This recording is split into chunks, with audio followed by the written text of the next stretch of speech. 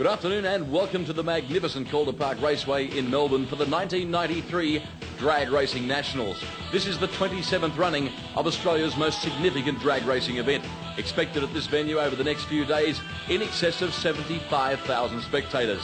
My name's David Tapp. Great to have your company wherever you're watching right around Australia. We'll have all the action covered for you with cameras right around this superb venue. One of the people that makes it all possible is of course Bob Jane, and Kevin Prendergast is now with him.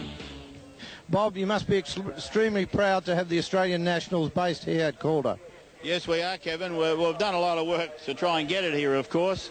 We changed our race track, our motor racing track, to put the drag strip down here and took the motor racing track beyond. And we've just been working at it for a good 10, 15 years. We've had a lot of faith in drag racing, and it's starting to pay off. The permanent racing of the Nationals here at Calder will allow you, of course, a lot more scope to be able to develop the event. Yeah, well, that's the idea of it, and that's not only my idea, it's the idea of, obviously, Andra, because as we can see here today for our second Nationals, the build-up on every aspect of what we did last year is quite remarkable. You know, 500% more people camping, 500% increase on Thursday, people coming here, double our crowd and our gold tickets sold. So obviously it works, and it works for the benefit, obviously, of the promoter, it works for the benefit of the competitor, and it works for the benefit of the sport. And I'm sure that after this year's another 4 to go, it'll probably go somewhere else, and it'll be built up to a level that whoever gets it will be very happy to have it.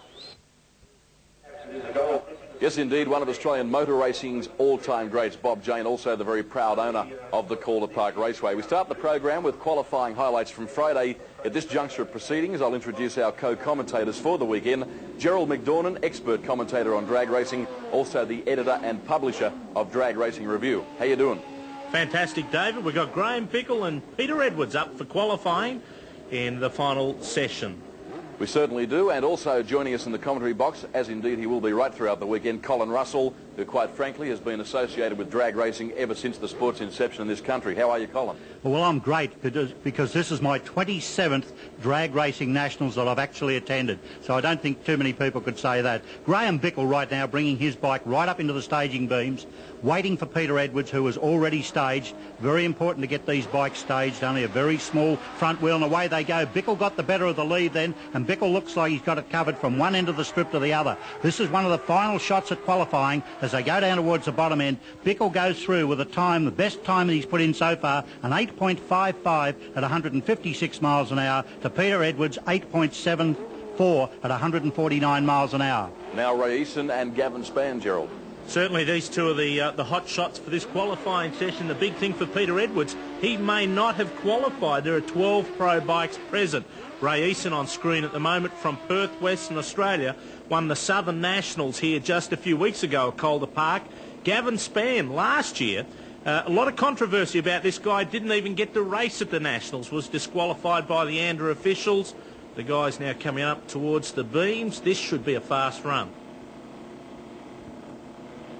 Well, what we're looking for, can somebody get into the magic 7-second bracket? We've seen 8.06 being the record for this class for quite some time. The man that can do it right now is Ray Eason. But Gavin Spann says, hey, I want to take this record away. Eason away first. He's pulled away very quickly down towards the bottom end, glances over his shoulder. He's got this trip well and truly covered as he goes through the bottom end under the record, an 8.058 at 164 miles an hour to Spann's 8.13 at 163 miles an hour. Well, cool. We now move along to qualifying for top alcohol dragsters, one of my favourite categories in Australian drag racing. Current European champion Steve Reed on camera. Steve Reed, also the runner-up at the Winston Finals at Pomona, California in October. This guy, the first ever 5-second alcohol racer outside the US. John Noonan, the Top Gun car from Queensland last year, a non-qualifier at the Nationals. We'll be hoping to rectify that situation this year. But, gee, it's going to be certainly a tough bracket, Colin. Well, it always is, and I think that when we saw it last year, we were absolutely stunned at the 8-car field. The bump spot then was probably what these guys are going to have to run on their first qualifying pass as they come out this afternoon. Pommy Steve Reed, as he's affectionately become known as, backing up there the Bob Meyer built car from San Diego. Steve Reed took this car to England, ran a 5.97 at Avon Park in July last year. Done very well. Runner-up at the grand finals at Eastern Creek in November as well. Also went to the final at the World Finals at Santapod Raceway in England. So 3 major events he has been into the final round. This is really going to be a tough event for these two. 438 cubic inch Keith Black engines. And you're looking at about 4,000 horsepower about to be unleashed down the racetrack. Stephen Reed, not always the quickest, but very consistent. They leave Noonan closest to the camera. Looks as though Reed got the best of that. In fact, it's Reed absolutely flying away with this one. And across the strike they go at the end of the quarter mile. Great run, David. A 6.08 at 220 mile an hour. John Noonan, 6.36. That's going to be a tough one, Colt. Oh, look, it's going to be so tough to get into this 8-car field. 9 vehicles vying for those 8 spots. Who's going to be left? That's what we'd like to know. As Alan Dobson comes up in a beautiful Castrol car. Beside him, we're just trying to get the other car as it comes round the corner right now. Will be Vic Baker. And Vic Baker, of course, all the way down from Sydney, and as indeed these competitors right across Australia. We've got from Perth for the Dobson car, of course, down from New South Wales, the Baker car as they back into the beams right now, clearing the smoke out of the vehicle with the big Castrol sign up, just clearing the inside of that cabin. Vic Baker, actually the proprietor of a power steering service in Sydney, well respected right throughout drag racing circles, and this particular category have really gone ahead in leaps and bounds, Gerald. Top alcohol, just a sensational bracket. The racing is absolutely right to the wire. Alan Dobson all the way over from Perth, Australia's fastest fireman. Vic Baker's car, been running this car a couple of seasons, and he really is going to have to run a beauty this time to get into the field. John Noonan on the bump with a 6.363. So he's going to have to go quicker than that, and it really is going to be a tough one for Vic Baker.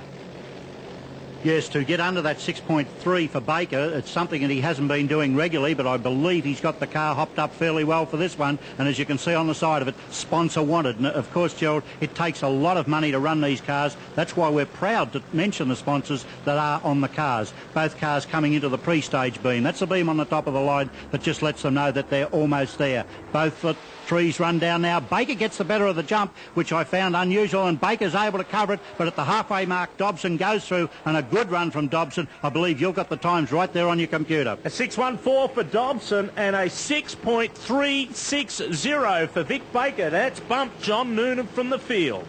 Oh, fantastic stuff here at the Calder Park Raceway. You're watching qualifying highlights from Friday in the Bob Jane T-Mart sponsored 1993 Nationals. On screen there, Steve Harker in the Castrol lane. His opponent on this occasion is Jeff Burnett in the Rocket Industries lane, and Burnett, Gerald, was involved in a horrific crash at Willowbank in Queensland about 5 weeks ago. He was, David. Went right through the braking area without the parachutes coming down into the tyre wall at the end of the sand pit, and this car absolutely broke in two. He's repaired it. Had a little bit of a go of a top fuel dragster with Santo Raposata. Steve Harker, this car is brand new. Just 1 meeting old, running the McGee quad cam engine, all Australian design, all Australian built car. Bruce now just checking the temperatures are okay with Steve Harker in the cockpit, and this car really is magnificent, Colin. Well, not only is it magnificent, it is the only alcohol quad cam engine running in the world in a funny car, so that says something for the engineering of these guys. He comes up into pre-stage right now, into stage. Jeff Burnett sitting there patiently, the tree about to come down right now. Will we see this altered stay in the field? Because that's what it's all about.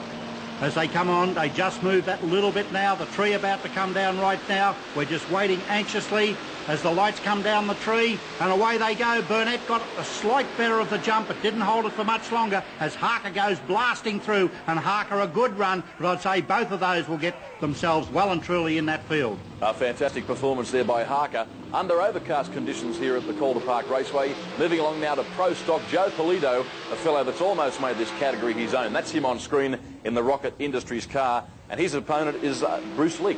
Bruce Leake from Canberra, the debut of this brand new Oldsmobile Cutlass Supreme from the United States, Joe Polito in the Ford Probe. So it really is a good general versus Ford confrontation right here, Cole. This is what the fans love, the Ford versus the GM products. Well, they always do, and of course I'm always accused of having a little bit of Ford bias, but we know it's not true. Currently the Pro Stock record stands at 8.14. Be interesting to find out if anybody in qualifying can go under that record, because I'm sure that over this 27th Nationals we're going to see quite a few records tumble as both cars come in right now. The Ford in the far lane, into the near lane. We have coming up Bruce Leak. Bruce Leak getting himself very well set up as they come down the tree, about to move again. These cars just moving up. Very important to get the cars staged absolutely as close to perfection as possible. They're right on the limiter, 8,500 revs. The lights come down for some reason.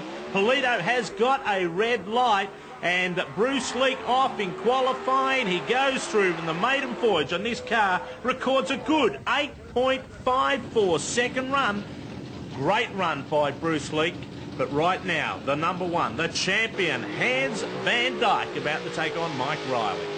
Well, the wedding car made its debut last year, and Hans Van Dyke, every time he's run this car, all he does is make more and more friends with more and more fans. This car certainly has shown us that an Australian-designed and Australian-built car can run with the best of the overseas cars. Van Dyke doing a huge burnout, up to 9,500 revs out of that Chev motor as he takes the Pro 1 car. Pro because that's the number that he so deservedly runs on the side of the car.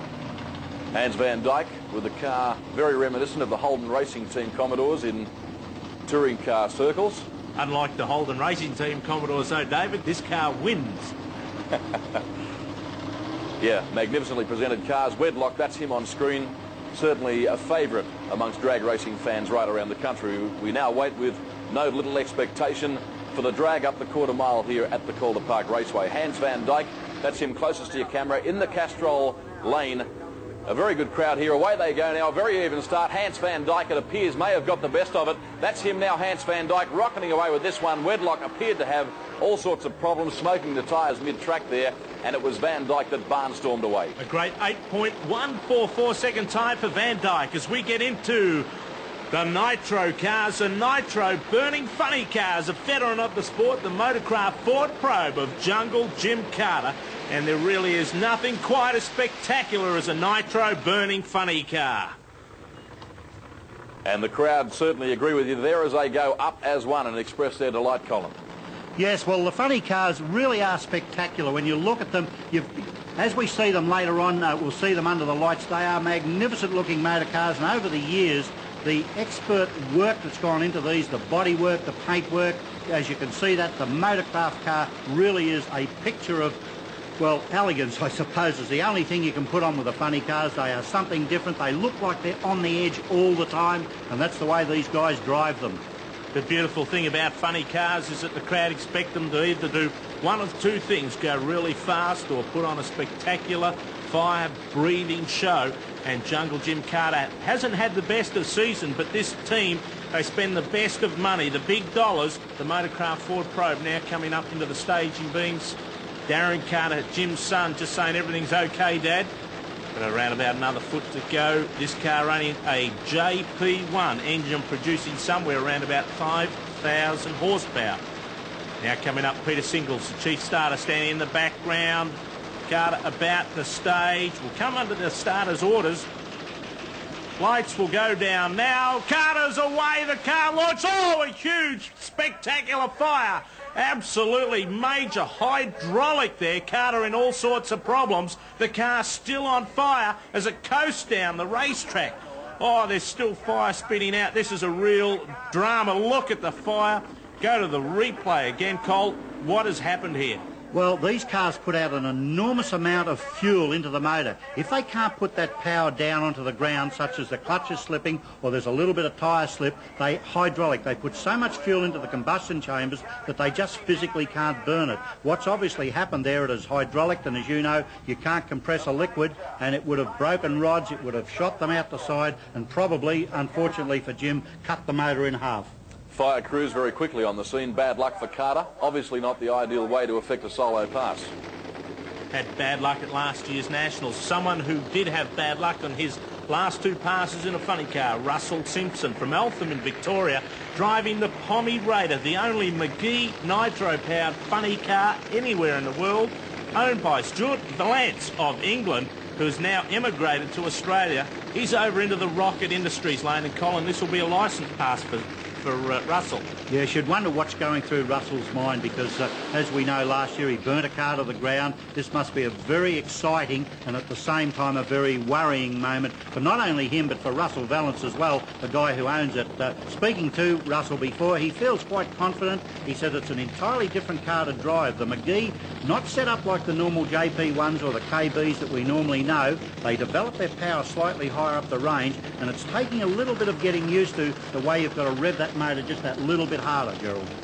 They certainly do. The engine developed by the McGee brothers from Sydney. Those guys have run 4 second times in the United States of America in their top fuel dragster. But as you say, it really is a different engine combination, a quad cam engine, 32 bells. Stuart Valance there just richening the engine up before Russell Simpson goes towards the staging beams. The Pommy Raider, Chevy Beretta funny car. This car was run in the UK by a guy by the name of Norm Wilding, who is now doing very well in the United States. Stuart Valance ran the engine in a top fueler. Peter Wildman just standing in the background from Peter Russo's crew. Chief starter Peter Singles making sure everything's okay. Kelvin Bell checking under the car, making sure there's no leak in fluids. Yes, the track being set up for absolute maximum traction, which is the thing that's needed, of course, for drag racing. And the competitors have all been saying they just can't believe what the traction feels like. Everybody is actually getting caught out by it. They go to drop the clutch and expect a little bit of tyre slip, and what's actually happening is throwing them back on the seats of their bikes and throwing them back in the roll cages of their funny cars and rails. And they said this traction is absolutely enormous. We'll find out whether or not Russell Simpson can come to grips with the grip as he takes off. A huge launch, or pop out the side and bits and pieces going everywhere. So I'd say he's had some problems also. We'll find out later on what's gone wrong with that, but Russell Simpson does pop something out the side. As we now wait with no little expectation, top fuel qualifying Charlie DeFilippo, a great guy, tries his heart out in drag racing's elite category. Guys, you were talking before about the traction aspects of the racetrack. That really is a credit to the organisers. It certainly is, and Calder Park Raceway sent Steve Wilson to the United States of America last year. He worked with the NHRA and IHRA, and he's come back putting together a safety safari, and he, along with a few guys, have just transformed this track into one of the best racing surfaces anywhere in the world. And with the 317 cars that have entered here for this weekend, you will see by the time tomorrow night comes around in qualifying, the best action possible. That certainly is a reflection of the outstanding professionalism, obviously, of Steve Betts and everybody associated with the running of Calder Park Raceway. I think it's fair to say that a lot of our top-line drag racing competitors, if they've had a criticism in years gone by, it has been the fact that our racetracks are not on par with the rest of the world, but certainly that does not apply to Calder. No, it doesn't, David. It basically gets down to the start line. They're always as good as anywhere else, but it's where you get down the track. It really takes a lot of preparation and also a lot of race cars to put that rubber down, and it's certainly not without intention. But this year, boy, has Calder Park come around, and great management skills have transformed this track, as we said, in one of the best in the country. Charlie DeFilippo just sitting in the pre-staging beams. Darren DeFilippo saying, hang on, Dad, we've just got a few adjustments to make. You're going to be okay. Come up towards the beams, and you can go off on your qualifying run. It's going to be a tough field to get into. 6 top fuel dragsters are present here this weekend. Everything's okay. Visor down. 5,000 horsepower shaking behind Charlie DeFilippo. Has run a 5.65 best at Eastern Creek Raceway. And DeFilippo would dearly love to make the final in this, the Bob Jane T-Mart's 1993 Nationals. Lights come down. DeFilippo's away. A nice strong launch. He shut the car off. Just a nice check-out pass and coast through. Yes, Gerald, you probably noticed a huge amount of clutch dust out of the back of that car, so he obviously knew there was a lot of traction, and what he did was set the clutch fairly soft. Well, the lady of speed, a girl that we've been waiting to see come out here, Rochelle Splatt, only had her licence a couple of months. In fact, it'll be probably only 6 weeks since Rochelle's had her licence. She's out here right now in the Rocket Industries lane, puts on a huge burnout. Well, I tell you what, Gerald, a 23-year-old girl, really she hasn't got any experience as far as driving, but like she's got in there as if she was born behind the wheel of the car. Certainly was, and has grown up in drag racing with her father Ian Splatt, the proprietor of Dragway Performance Engineering, and Ian, a veteran of drag racing and a multi-time Australian champion. This is Rochelle's first attempt at the Nationals. Her first time ever behind the wheel of a race car was only 6 weeks ago. She is now driving a top fuel dragster, and boy, has she set the world on fire with her performances so far. Yeah, she's created a lot of interest, and great to see. Obviously the sport of drag racing is well and truly on a roll in this country at the moment, has now been proven as being Australian motor racing's most popular spectator motorsport, and Rochelle Splatt is certainly going to ensure that the sport continues on that roller coaster ride to the top. She certainly will. Has run a best of 5.63 seconds. So that puts her among the top 3 or 4 so far in drag racing. She's probably only been down the racetrack about 10 times. Romeo and Johnny Capitanio just leaning over the car there at the moment, making sure that everything's okay. The temperature's up in the engine, running a JP1 engine around about 5,000 horsepower. The engine took Romeo Capitanio to a Nationals win at Willowbank Raceway 2 years ago, and to a best of 5.26 seconds, the quickest ever time in the history of Australian drag racing. And boy, it'd be great if Rochelle could even get close to that record. We know the engine produces the goods. We know the track's there. Let's see if the little lady can do it, as she brings the beautiful pink Dragway Performance Engineering Bob Jane T-Mark car up to the start line. You notice how long they're taking to stage it. The reason for that, they need that temperature in the motor. Romeo knows that without that temperature, you're not going to make the horsepower. It's now in her hands. What a moment must be going through this girl's mind. Notice how it's started to get very rich. Oh, this is a huge run. Flames out. It looks like she's going to go all the way down the bottom end. Hey, she's done it. A 5.204 at 273 miles an hour. Unbelievable run by the 23-year-old speed queen of drag racing, Rochelle Splatt. Here's the replay, fires it up. Our man in the pits is Kevin Prendergast. At the 1992 Australian Drag Racing Series Grand Final, Victoria's Rochelle Splatt qualified for her top fuel licence. Here at the 1993 Australian National Championships, she has just become the quickest and fastest top fuel driver ever in Australia. Rochelle, it's been a very rapid and spectacular rise to drag racing. It has been. I can't believe it. It was only October and I had my first drive in the car, and now I'm here at the Nationals and I've just beaten the Australian record. I can't believe it. And of course, most importantly in this is that the record that you beat was originally held by Romeo Capitanio, who in fact is the crew chief on the race car. That's right. Romeo and John and all the guys were the same crew who Romeo had when he broke the record. So now the same crew have come back and beaten the record again with me as a driver. So they knew they could do it. They've always said that they would be able to do it, and I believed them, and we've just done it. So. Well, of course, the record is certainly a milestone, but the name of the game this weekend is to win the National Championships. Do you believe you can undertake that? I'm pretty sure we can. If the car runs like it did today, I think we will be. I'm pretty confident. Okay, the weather conditions haven't been very pleasant today. It's been very windy, very overcast. You are going to do another qualifier tonight. What's the game plan? Well, I'm not really sure whether we are doing another qualifying run tonight. I just spoke to them then, and we thought we could class that as a qualifying run. So if they will class that as a qualifying run, we'll just come back tomorrow and race.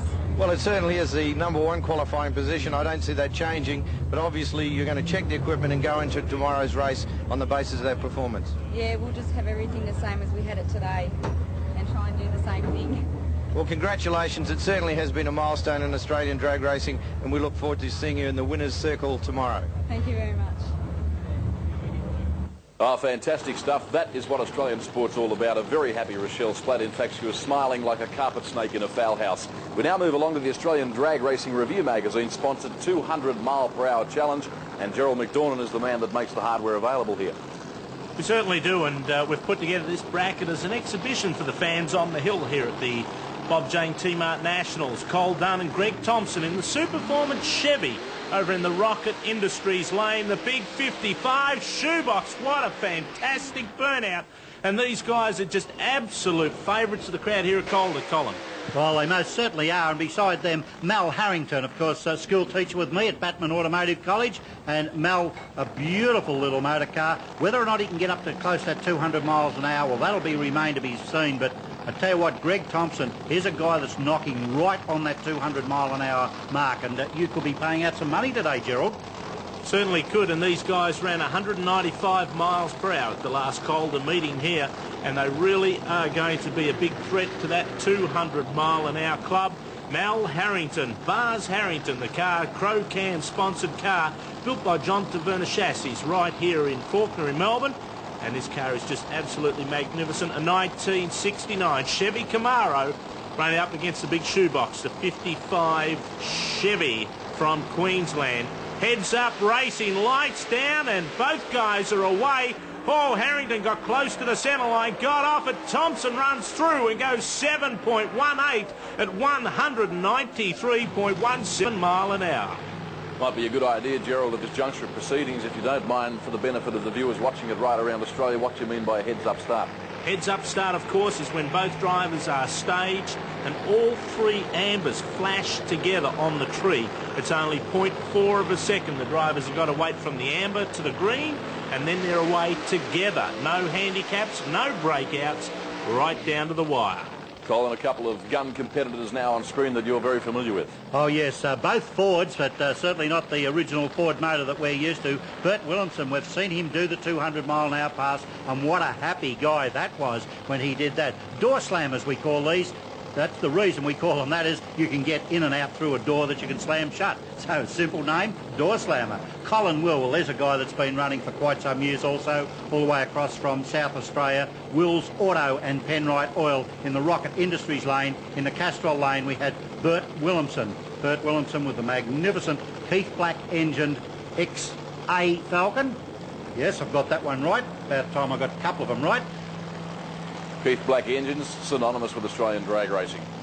They certainly are, the big Hemi aluminium engines, producing a huge amount of horsepower. Bert Williamson running 540 cubic inches. Colin Will running 500 cubic inches. Again, lights coming down this time. Both drivers are away. Bert Williamson out like a shot. The big Falcon VPW rolls through 199 mile an hour.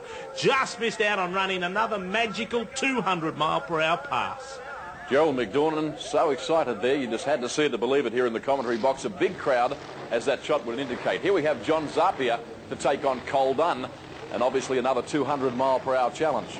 Well, John Zapier says there's no way I won't run 200 miles an hour. If I don't run 205, I think I'll put it back on the trailer. So, big words from the guy. Who is it, Cole Dunn or Greg Thompson in this car this time? Greg Thompson doing the driving tonight, or this afternoon, yep.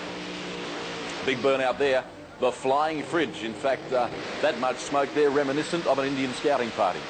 Yes, well, the burnout, of course, so necessary to heat the tyres up, although you can go too far. If you actually get too much temperature into them, rather than getting them to be sticky, you actually get them to be slippery. This track has been prepared that no longer do they put any of their own traction compound down. You'll see the cars just drive through a static water burnout area, and then they put nothing down on the track. The guys out here at Calder Park have actually prepared the track, and it is ready to race the moment they come out. Greg Thompson, magnificently presented. Chevy, the Superformance car. John Zapier, Zat's Rat, the Southside Engine Centre, Penrite, Holden, HQ Monaro from Perth is in the Castrol Oils lane. The fastest blown alcohol door slammer in the world is John Zapier. Has run 214 mile an hour. Yes, that is a HQ Holden. Don't worry about that. Running a Walt Austin Racing alcohol engine. Lights about to come down again. Revs coming up. Zapier and Greg Thompson away. Zaps Rat just storming away. Look at this. HQ goes. He runs 200.15 mile an hour at a 7.06 second run. Zapia went past Thompson that quickly there. Poor old Greg almost caught pneumonia with the breeze. You're watching highlights of qualifying for the Bob Jane T-Mart sponsored 1993 Nationals at the Calder Park Raceway. Fabulous television pictures, and personally I can't wait till race day.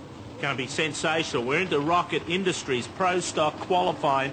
Mike Riley in the Pontiac Trans Am over in the Rocket Industries lane. Joe Polito going for the top qualifying spot. Hopefully this time for the Ford fans, he's in the Castrol Oils lane. Mike Riley's car, just a beautiful picture on the track. He self-built this car at his workshop in Queensland. Joe Polito, the proprietor of Computer Engine Services. Polito was campaigning the Quaker State banner for some time during the mid part of last year, and we were expecting that oil to be actually available in Australia. Unfortunately, that's been put on hold, so Polito finds himself looking a little naked at the moment. Yes, certainly a favourite with the Ford fans is Joe Polito, and quite rightly the quickest Ford Pro Stock in the country, of course. As he comes up, the light's about to come down, just flashing on. Oh, great lead by Polito. Read the lights to perfection. I'd say that's very close to a 0.4 almost perfect reaction time as Polito goes through top qualifying with an 8.11 at 166 miles an hour. Jeff Crisp about to do battle with another lady of drag racing, Debbie Reed. Debbie Reed, the runner-up at the Nationals here at Calder Park last year to Wayne Jones in competition eliminator in the A Dragster with a big Donovan engine. This car has just been sold. The last time you'll see this. There's Crispy, an employee of Graham Cowan's Rocket Industries in Sydney. He's trying to qualify in the 16-car field. We have around 25 cars for comp eliminator, so just racing tomorrow night is not going to be a certainty. Colin, you might like to tell us a little bit about Debbie Reed's history in drag racing. Well, Debbie Reed, the wife of Steve Reed, the funny car driver, she's not prepared to sit at home and sit on her laurels. She wants to go out drag racing, and her aim right now is to qualify in this very tough field. As she goes down the strip right now, this is a good run from her, and she does a 7.77, which is only 0.01 over the national record.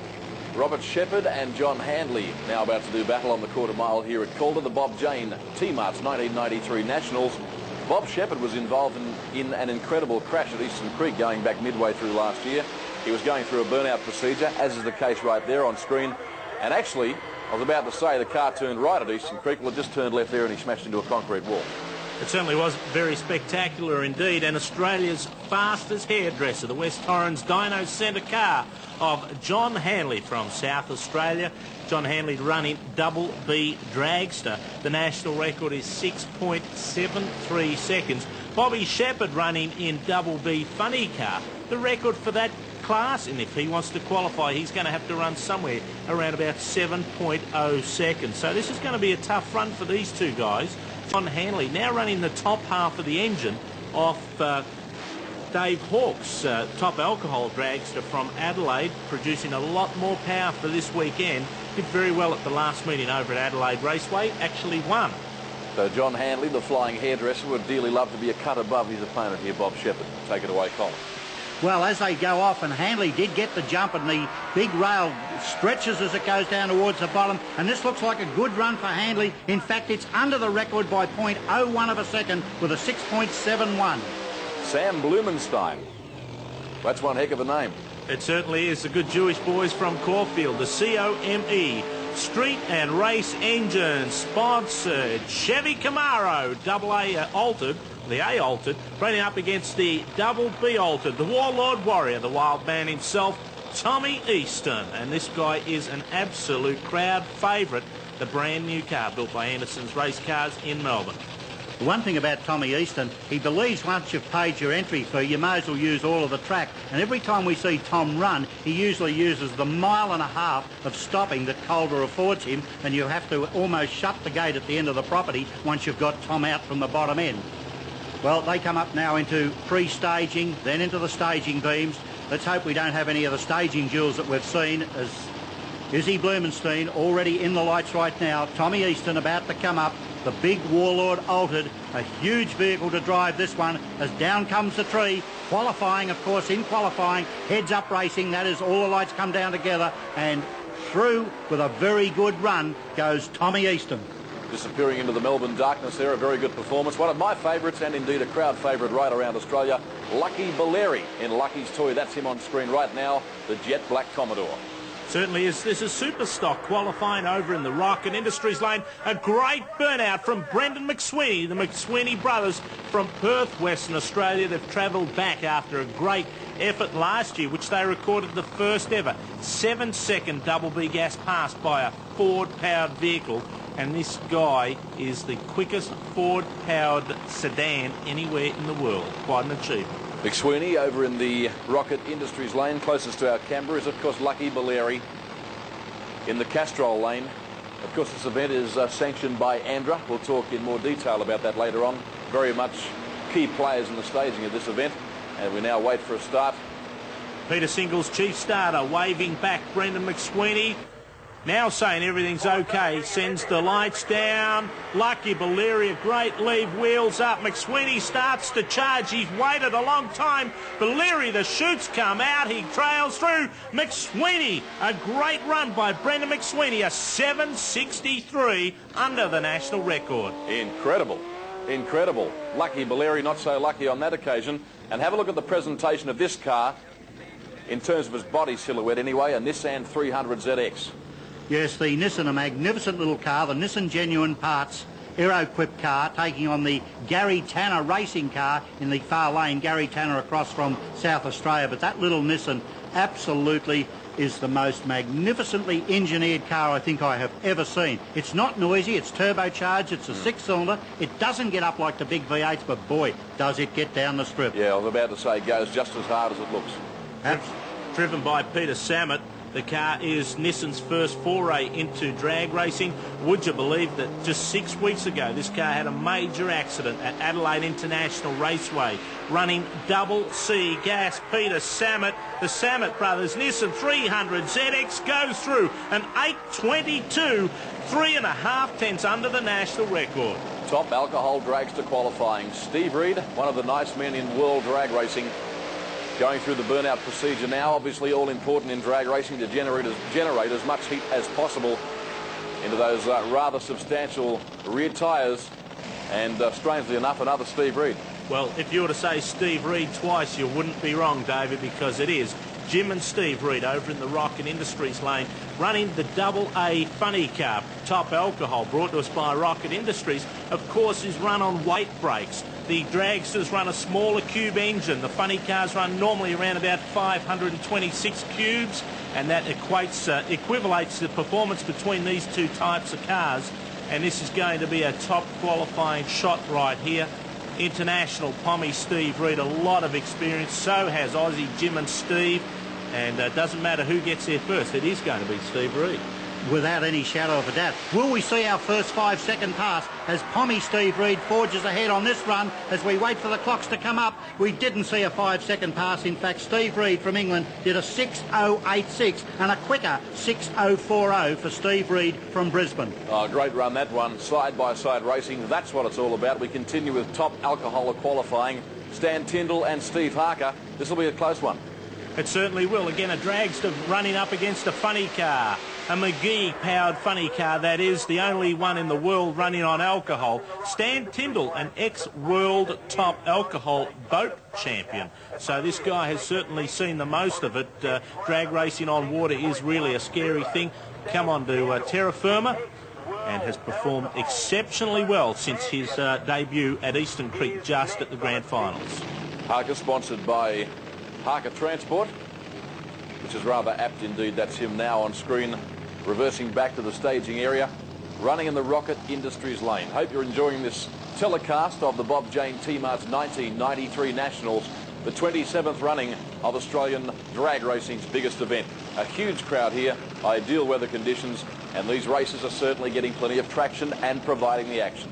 Well, Steve Harker, no stranger to drag racing. Back in 1984, he was driving a top fuel motorcycle, so running the Nitro two-wheelers, has decided that they were too dangerous, would you believe, and goes into the funny car. Well, I'll tell you what, when you watch a funny car, you wonder which is the most dangerous. But nevertheless, he's out there, the dragster lining up against Harker. Well, my money's on Harker here. Well, I tell you what, you could be right. Harker, very, very sharp competitor. I tell you what, he would be very hard to beat. Of course, Stan Tyndall off from the boats into the cars, and he's now decided that he'll have a go here, but it'll be interesting to find out. Almost too deep a stage as the revs come up. Harker still to stage. He does. Oh, Harker, a beautiful lead for Harker. Harker's got 1.5 lengths on as he goes down there and just drives away. And as we said, Harker gets the win on that one. Great reaction time there, Gerald. Absolutely fantastic. And Steve Harker not renowned for good reaction times. The quality of his vehicles normally gets him through. But this time, of course, it is qualifying. Right now, the Aussie Bananas Rocket Industry Castrol Harker Transport car. Boy, that is a mouthful of Gary Phillips, the reigning top alcohol champion. He's running up against, over in the Rocket Industries lane, the Elkie burner, Jeff Burnett. And of course, earlier before, we saw Jeff Burnett record a great time, and he really is into the field. This time we'll see what he can do. One of the quickest top alcohol alters anywhere ever in the world. Phillips, as you so correctly pointed out, reigning national champion, as you would expect. Because of that, enjoys substantial sponsorship from various organisations, and that's an aspect of drag racing, guys, that is really going ahead in leaps and bounds. The corporations that are now pledging their support for this very fast-growing sport. Well, we've got our two lanes named out here, Castrol and Rocket Industries, by virtue of that type of sponsorship. So, in the Castrol lane right now, the Harker Transport, Aussie Bananas, Gary Phillips comes up the line right now. Beside him, the burner, Jeff Burnett, as they come away. Oh, the reaction time were almost identical there. I'd say the rail's got his nose in front. That's the way it's going to be. This is going to be a great run from him, but the burner goes through with a 6.193 to a 6.177. So close. Another classic example here of top alcohol dragster versus funny car. Well, problem there for Noonan. The Top Gun entry got very much out of shape at the conclusion of the burnout, and that's Dobson on screen reversing back in the Castrol entry. I tell you what, John Noonan had that thing locked to try and get out of there, and you can't quite see it on the screen, but the red paint at the side of the track, Noonan has left a huge imprint of the big Goodyear rubber. And oh, boy, did he get that out of shape. Alan Dobson, the Castrol Oldsmobile Achiever funny car. They hope this car is an Achiever, a brand new car for them, running the PSI supercharger and the first of the new generation TFX 92 engines in this car. These guys have qualified already into the field. They're hoping to make sure that they get further up into the count. John Noonan sitting on the bump spot at the moment. He's got to run quicker than 6:36. Both guys are away. Noonan's trying desperately. Dobson just storms through and records a great 6:14. John Noonan did not qualify 2 years in a row. Boy, sensational stuff. Now moving along to Top Fuel Bike, if you like, the Formula One of motorcycle racing in drag racing. And Gerald, you might like to take a moment to explain to the viewers exactly what these machines comprise. These guys run nitro methane right under their bellies. Top Fuel motorcycles, like the Top Fuel dragsters, absolutely the elite of the elite. Peter Pearce and Bill Curry, the Party Time Pennzoil machine you see on screen there, a part of Japanese best, a Kawasaki 1392 cc's. Over in the Rocket Industries lane, that is Jeff Smith from Queensland running the Milwaukee Muscle, a Harley Davidson, the pushrod type of engine. It's all aftermarket. Peter Pearce leaning, trying to bring that. Oh, he's smoking something out. Oh, he looks to be in trouble. Jeff Smith goes through and qualifies very well indeed. Barbecue, a light there between the man's legs. Boy, they don't look comfortable on those bikes, do they? But it's all about getting to the other end fastest, and how you do that, it doesn't really matter. It certainly is, and those Top Fuel motorcycles very much like the funny cars that we see on the screen at the moment. Rapid Ronnie Athelwood from Queensland and the Athelwood brothers Camaro. These cars are just as unpredictable as those Top Fuel motorcycles. Tell you what, if everything's not right in these cars, they look like they're not performing. Believe you me, the amount of work that goes into them doesn't really show up sometimes when you see the performance. But I can assure you that these guys have got this car ready to run as hard as is possible. Let's hope he can put in a little bit better pass than what he put in this afternoon. Rapid Ronnie Athelwood. Colin, a very good point that you allude to for the benefit of viewers watching this right around Australia that perhaps have not seen drag racing before. You talk about the logistics of the preparation of the cars.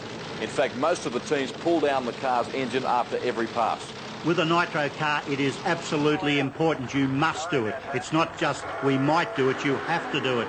So, the car out of shape as he goes down there. You saw the nitro flame stand out there. He got out of it very quickly, so again, got some problems there. The clutch hooked up, but I'd say that the tyres started to smoke off the line. Funny car qualifying continues. Highlights. Hope you're enjoying it. And Peter Russo on screen, magnificently presented car. And again, a man that certainly is in a real hurry in Australian drag racing, Gerald. The two-time national and reigning Australian funny car champion, the working class hero, Peter Russo, driving the Dodge Daytona funny car from Lyndhurst in Victoria. These guys have run 5-second times like they're going out of fashion. 5.74 second time. The current holders of the national speed record for funny cars at 255 mile per hour. The big number 1 on the side of that car. This car runs the very best of the equipment out from the United States of America. But unlike a lot of cars, Peter Russo is a tuner himself. He doesn't have to buy any tune-ups from the USA. And it's all his own smarts, as someone else has put it before. The lights come down. Not the best reaction time, but wheels up. Look at those flames licking to the sky. 5.64 seconds at 255, the third quickest funny car run in Australian drag racing history. The return now of the top fuelers qualifying. Terry Sainty on screen. He'll be taking on a fellow I'd describe as being very consistent, Robin Kirby. He's been doing a fairly good job in the Winfield Australian Series right around the country. And Gerald McDornan, Kirby has been a rapid improver. Certainly has, and currently running around about third in the point score series for the Australian Top Fuel Series. Terry Sainty coming to grips with Top Fuel drag racing on the drag strip. These guys running their own unique quad cam engine based on a Chevy, built right up in Sydney. You're listening to expert comments from Gerald McDornan, obviously being the editor and publisher of Drag Racing Review magazine, quite frankly a drag racing encyclopedia on legs, and also Colin Russell, who's about to provide some comments, a description in his own unique manner as we watch this pairing between Sainty and Kirby. Sainty actually has had some problems in recent times keeping the front end of the car on the ground, Colin, when he leaves the start line. Yes, well, it's all to do with the length of the car, the wing that you put on the car. I was watching Kirby's car as it comes back. You'll notice that you don't see every flame of every cylinder. That's quite normal. You think, gee, a couple of cylinders are quite dead there. It's only when they open that throttle, put the power to the ground, make enough temperature in the cylinder head that they actually start to burn. Every combustion chamber gets up and goes running. But Kirby looks like he's really set to run on this one. The flame's starting to stand out. They're both richeting up right now. Tyndall gets away first, but Kirby picks him up. Tyndall had some problems. You saw some clutch come out of the back of that, and we see Kirby go through for a reasonably quick one for him, a 6.45 at 206 miles an hour to a much slowing down Terry Sainty. I can't believe the way the television picture breaks up when they leave the start line area. You can feel the earth shake. There is nothing in the world like Top Fuel drag racing, and you're going to see another example of that here. Charlie DeFilippo, burnout and a beauty. Absolutely fantastic from Melton in Victoria. From Pendle Hill in Sydney, Rocket Rod Bradshaw over in the Rocket Industries lane. How apt that is. Bradshaw has run a best of 5.58 seconds at Eastern Creek Raceway at the Nitro Champs last year. Charlie DeFilippo, a 5.65. These guys are going to be fairly much up to near being favourite for this event. Certainly, and believe it or not, Bradshaw is a hardware store proprietor. What a strange mixture. It's almost like the scenario of Victor Bray being a tomato farmer and obviously a drag racer on the weekends. Yes, well, drag racing knows no boundaries. You get families involved, of course, and it doesn't matter what your background is. It's an exciting sport. It's an instant sport. What you see is happening right now. You don't get a second chance. You either qualify or you don't. So Charlie DeFilippo, the muffler shop proprietor from Melton. Beside him, of course, as you just said, our man up here from Sydney, Rod Bradshaw. Both cars coming up the line, and this is a moment that must be going through the drivers' minds. They've got a stage. They're going to wait for that clean green. Remember, of course, they can be beaten here. What they're trying to do is get a good time, so it really doesn't matter whether or not they actually do take off on a clean green. What they've got to beat, though, is Rochelle Splatt's magnificent 5.20 that we saw yesterday afternoon. Oh, the flames standing up magnificently, and lots of them coming out of the back of De Filippo's. There's damage there, and Bradshaw also. Both cars, I'd say, extensively damaged in the motor area as those cars went down the strip. Yeah. Well, some fabulous highlights there of qualifying for the Bob Jane T-Mart's 1993 Nationals. 48,000 spectators now at the venue for race day proper. Gerald McDornan, how did you see qualifying? Qualifying was absolutely sensational, David. The record runs just too numerous to mention. But the big highlights, of course, Rochelle Splatt, the quickest and fastest pass ever in history, 5:20 at 273. Then you've got Peter Russo in funny car. You've got Hans Van Dyke and Joe Polito in Pro Stock Eliminator. Top alcohol eliminator. 7 of the 8 cars are quicker than last year's top qualifying spot of 6.20 seconds. Top fuel motorcycle. What about that, Peter? Pearce, 6 seconds. Yeah, fantastic stuff. We look forward to a lot more of that. Kevin Prendergast is in the pitch with motorsport manager Steve Betts and Tony Thornton from Andra. Take it away, Kevin. In 1992, the Australian National Drag Racing Association allocated the Nationals, the Australian Drag Racing Championships, to Calder Park. With me now is the National Director, Tony Thornton. Tony, the locating of the Nationals was obviously a momentous time for drag racing in Australia. It certainly was, Kevin. For 25 years, the event circulated around the country, going to each division in turn. It was great as the sport was developing. With the steps drag racing has taken forward, certainly in the last 5 years, the time has come for the event to have a permanent home at the track and do it the best justice, and that's Calder Park. And the man who has to make the event work, Calder Park Motorsport Manager Steve Betts. Steve, I know that you're extremely proud to have the event here. It must have meant a great deal to you personally and, of course, Calder Park. Yeah, absolutely, Kevin. We strive for 3 years to get the event based at Calder because we really knew what we could do with it, and we knew what we could do with the Melbourne population with the Nationals. And in conjunction with Andra and the National Control Council, they've given us the green light to do this for the next 6 years, and we're going to take the Nationals to the level that we all know, and people right across Australia know where it can be achieved too. And that's what we're setting off after. We're out to make it the biggest and best thing this country's ever seen. Already for this weekend's event, we've seen record performances. Calder Park Raceway, the fastest and quickest in Australia. Yeah, that's something we're mighty proud of. We've got a great team of people, which once again has taken 3 years to build. But it's an unbelievable team of people we've got in track preparation. One guy in particular, Steve Wilson, has spent time in America learning the art of preparing a racetrack, and he's learned it very well. So we've got him here as part of our team, but we've also got a team of 35 other people that want to make it happen just as much as I do. Well said. Words of wisdom there from motorsport manager down here at the Calder Park Raceway, Steve Betts, one of Australian motor racing's very fine administrators. And in fact, Steve will be joining us in the commentary box very shortly. Colin, we've got our first pairing for the day. 48,000 people here. In Australian drag racing terms, this is what life's all about. Well, this is where it really happens. They've been qualifying up to now, and of a 16-car field, 8 cars dipped under the national record. That's what they're handicapped on. So this is handicap racing at its best. They're handicapped on whatever the national record is. But by gee, Peter Ridgway, he's over half a second under the national record. The guy he's running against, Chris Blake, he's only 0.01 of a second above the national record. Augurs well for close racing. Peter Ridgway on screen there, doing it in the Castrol lane. Ridgway, the guy that really is going to be hard to beat. The thing about Ridgway, have a look at him put the power to the ground. Watch the front of his car. He's got the weight. The hardest thing to do, oh, look, he was out so quickly you'd hardly believe that was a handicap start. And Ridgway's flying down a 0.7 reaction time, so not all that good a reaction time, but he gets down to the bottom end. This is going to be an easy one for Ridgway. There it comes up, an 8.11 at 132 to Blake's losing 9.56. Yes, Colin, a very comprehensive win there to Peter Ridgway. We now welcome to the commentary box, and we're pleased to have him here, the motorsport manager from Calder Park Raceway, Steve Betts. Good morning, how are you? Good morning, David, and it's certainly a fantastic day here at Calder Park for the 27th Australian Drag Racing Championships, where the qualifying has been nothing short of amazing, Colin, and the racing is going to be even better. Well, look, I've been watching drag racing for a long time, but it's still, the excitement builds up. We've got the classic Ford versus Holden confrontation here.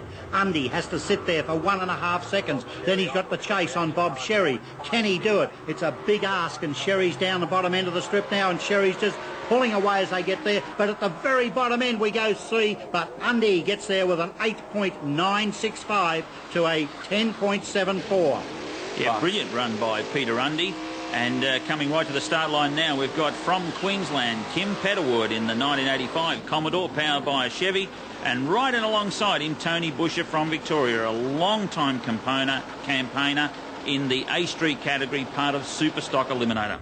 And a guy who went very well last year in the 1992 Nationals, set that 10.60 that he's running on this very moment. He got away with almost a 1.3 second start, but coming at him is Kim Petterwood, and the Brisbane car goes flying past for a 9.35 win to a 10.602 lose for Tony Busher. Petterwood, a pretty good performance there. Now moving along, Super Stock round one continues. Victor Bianchi, who obviously is a name synonymous with this form of motorsport. Yes, one of the guys that have been a long-time campaigner once again in the A Street class in Super Stock Eliminator, and a lovely guy to boot. Both the Victor, the driver, and his brother.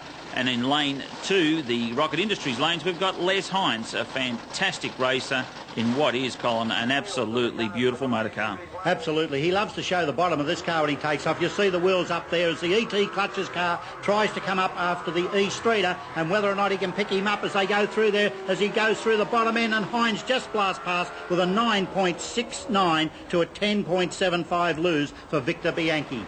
139 miles per hour for Hurricane Hines moving along, still in round one obviously, and Carlo Ladowney here to do battle with Lucky Valeri. Yeah, the Super Stock VN Commodore supercharged double C gasser of Lucky Valeri all the way down from Sydney, Narrabeen in fact, in New South Wales, is VN Calais, a beautiful motor car, and from Victoria, Carlo Laudini in a Subaru Vortex. Not too many Subaru Vortexes racing in drag racing, let me assure you of that. As Lucky Valeri gets away first, and Lucky actually should have sat there, which when I look at the reaction times, he had a 0.7. Poor old Carlo sat there for almost a second. That's where he lost. Snooze, you lose. The win goes to Lucky Valeri with an 8.76. At 130 miles per hour, a pretty resounding victory. Paul John Sr., Brendan McSweeney, the next pairing on the racetrack. All the way from Western Australia, we've got the quickest double B gas Ford in the country on the start line right at the moment, and great pair of guys. Brendan and John McSweeney do a lot of work with this car, and right alongside him, Paul Senior from Craigieburn in Victoria, and a 351 Cleveland-powered XW, one of Colin Russell's favourite motor cars. Yes, without any shadow of a doubt. They're running on a record of 7.69. They can run on that record just about all day. Paul Senior's running on a record of 10.47, and he does have a bit of trouble getting there. So on paper, and boy, this isn't drag racing on paper, Paul Senior should be able to make it quite easy. Get beaten very easily. So the start line, that's where it's all going to happen. Brendan McSweeney, he's just got to cut a good light.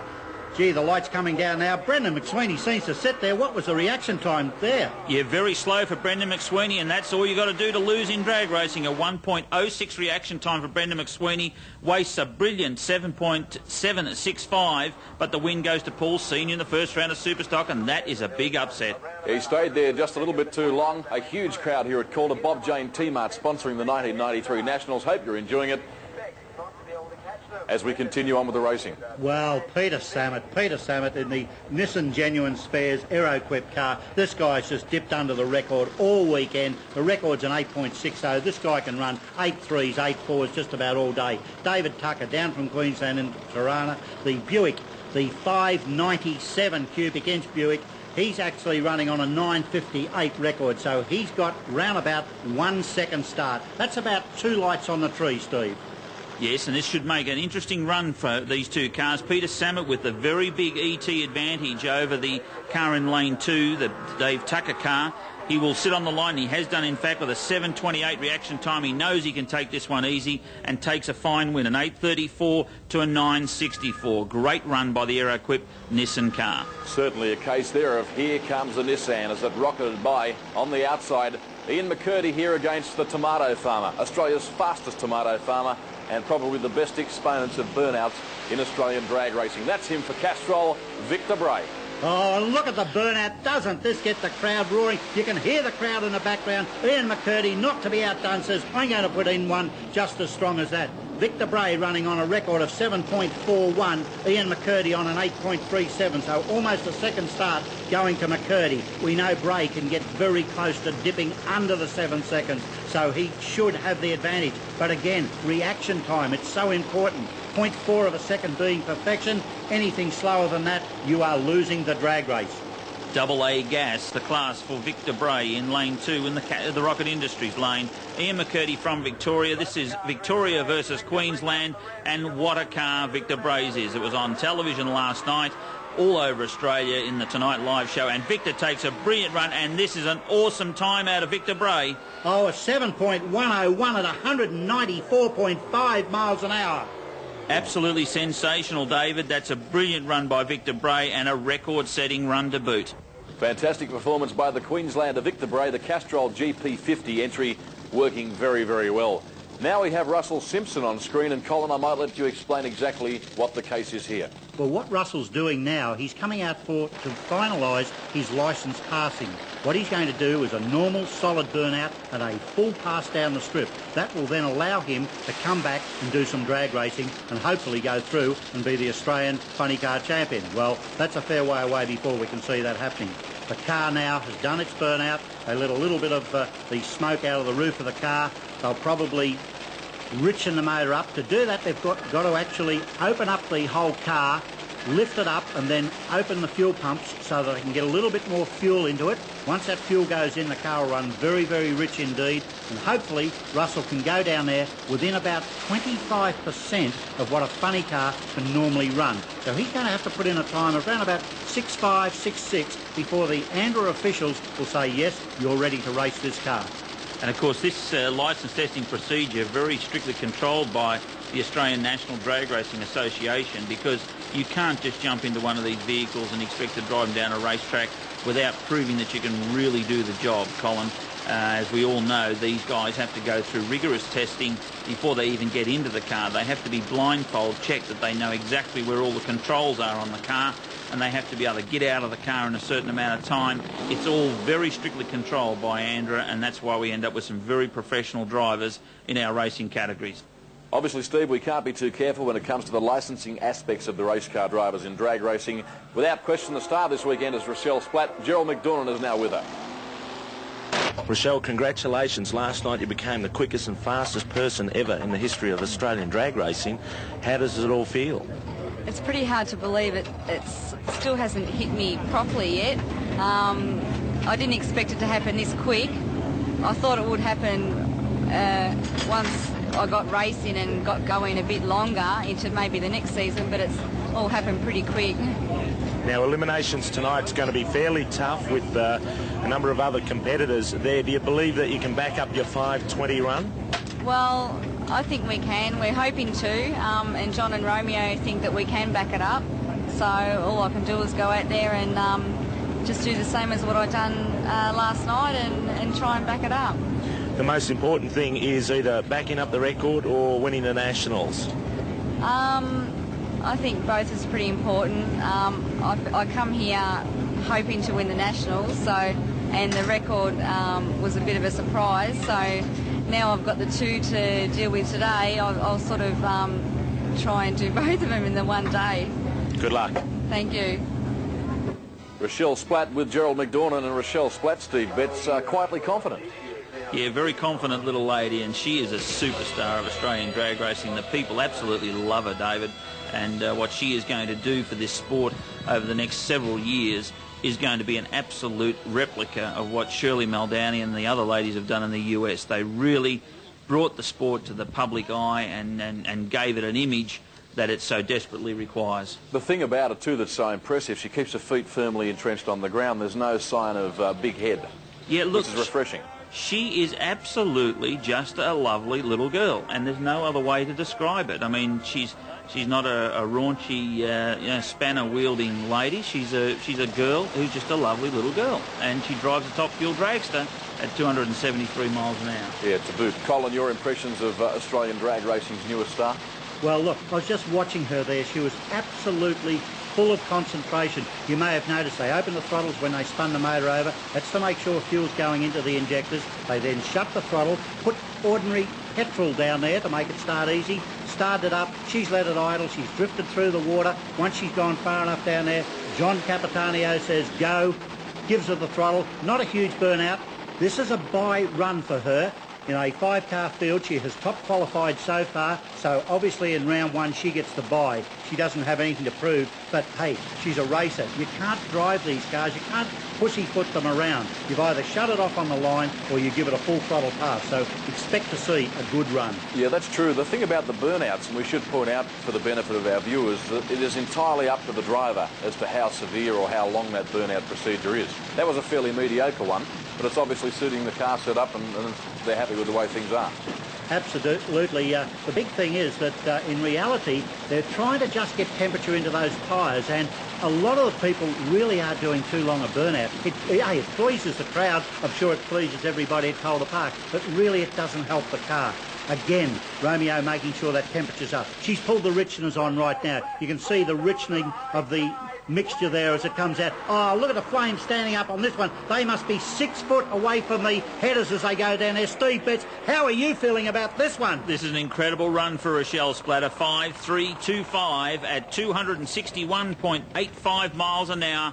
That is a sensational run for Rochelle Splatt in the dragway. Bob Jane T-Mart sponsored Top Fuel Dragster. Parachutes unleashed on the Rochelle Splatt Top Fuel Dragster. Sensational television pictures coming out of the Calder Park Raceway. Hope you're enjoying it. Bob Jane T-Mart's the major sponsor of the 1993 Drag Racing Nationals, and this is a guy that certainly has his concentration switch turned right on. Robin Kirby, a very important moment for him, Steve. Yeah, Robin Kirby from Kangaroo Flat in Victoria, been a long-time campaigner in Top Fuel Dragster, and he has really started to get the whole deal together this weekend at the Nationals. Robin has had less than favourable success over recent years, but is really starting to get hold of the car, and he's in alongside this very unique vehicle, Colin, the Terry Sainty car from Sydney. Oh yes, look, we'd all like Robin to really put in some great times. He's been knocking on the door of success for a long time now, but right now he'd be worried about getting down the strip. The one thing he won't be worried about is having a competitor. They run their own race. They watch their side of the tree. They watch their tree come down. They don't care about the other guy at all. Coming into stage now, both competitors fiercely competitive in this race, and they're away from the line, both clean greens at 6.36. Reaction time in lane 1 for Kirby and a 5.64 in lane 2 for Sadie. But what a sensational run for Robin Kirby. Robin Kirby's got his first 5-second pass of 5.77 at 239 miles an hour. Hangs the laundry out to dry as he pulls up. Well, folks, as you can tell by the enthusiasm in the commentary box, if Top Fuel Drag Racing doesn't turn you on, you haven't got a switch. Exactly, you're dead. Charlie DeFilippo. Yeah, stereo Charlie DeFilippo. Coming in from Melton, Victoria in the Rocket Industries lanes in lane 2. And alongside him will be Rodney Bradshaw from Sydney. Unfortunately, I've just got an update that Rodney Bradshaw can't get the motor going. I'm looking over the back from the binoculars. They are so close to having the car ready, but they can't wait any longer. This is a meeting that has to run, and Charlie DeFilippo will get a single run into the final. I tell you what a run for Charlie DeFilippo. As a matter of interest, what sort of binoculars are you using? The same as mine, 1050s? Yes, the 1050s. They pick up all the action over there, and I can see all over in the pits, and it's a feverish action going on, but unfortunately Rod Bradshaw's car's still up on the stands. The back wheels aren't even on it, so unfortunately Bradshaw won't be here to take on DeFilippo. Charlie DeFilippo leaves the line, just launches the car out past the 100-foot mark on the quarter mile and shuts it down. He doesn't have to prove anything on a solo run. An 11.46, certainly not representative of a Top Fuel dragster, David, but a win for Charlie DeFilippo and into the semi-finals. No, very true. Somewhat a leisurely Saturday afternoon drive you could compare that to. And the venue here, a psychedelic mass of colour, as you could expect with a prestige event like this. The Bob Jane T-Mart's 1993 Nationals. And what a fantastic weekend of motor racing it has been here at the Calder Park Raceway. Alan Dobson on screen. Let's go to Gerald McDornan, who has the Australian Steve Reed with him. Congratulations, Steve Reed. You became the quickest alcohol funny car outside the United States. I'm Thursday with the 6.04. You're up the head of the top alcohol field. The toughest ever field, probably outside of the United States. How do you think everything will go tonight? Well, I hope everything will go well. The field was really tight with a 6.19 in 7th spot, which is quicker than the top qualifier was last year at the 92 Nationals, and I'm hopeful that we'll go well tonight. Now, we're all hoping that we might get to see a 5-second alcohol pass. Is there any chance that we might see that Jim and Steve Reid, Chevy Beretta, be the first to do that in Australia? It all depends on the air conditions and the track conditions. If ever perfect, yeah, we've got a fairly good chance of it, I think. Now, it's a little bit confusing with yourself going to the line and also Pommy Steve Reid going to the line. Now, he this year is in second qualifying position. Might there be a turnaround of the first round defeat that you received last year? Well, I don't know about that, but I don't have to race him first round like what happened last year. But you never know. We both might be in the final. That'd make an interesting final. It certainly would. I think you'd have 40,000 Australian fans on your side. Yeah, I hope so. Well, good luck, Steve, and we look forward to seeing you racing tonight, and all of the best. Thanks very much. Gerald McDornan there talking with Steve Reid, and obviously Steve Reid looks forward to this afternoon and tonight's racing in his quest for the 1993 Bob Jane T-Mart's Nationals here at the Calder Park Raceway. Alan Dobson on screen, Steve. That's one of the nicest cars in the business. Yeah, this is not only one of the most presentable cars in the business, it's certainly one of the quickest. These guys from Western Australia are the most determined team in top alcohol funny car in the way they approach the whole deal. Their brand new Oldsmobile Achiever body, specially designed for alcohol racing, is certainly a stunner. The way they've presented it and the way Castrol support these guys is totally brilliant, and their whole operation first class. Great shot there of Steve Reid. And whilst you're on the topic of Castrol, haven't they thrown some weight behind this sport? Yeah, well, Castrol have really identified drag racing as the marketplace for them to be in motorsporting sponsorship. They're involved in other areas as well, of course.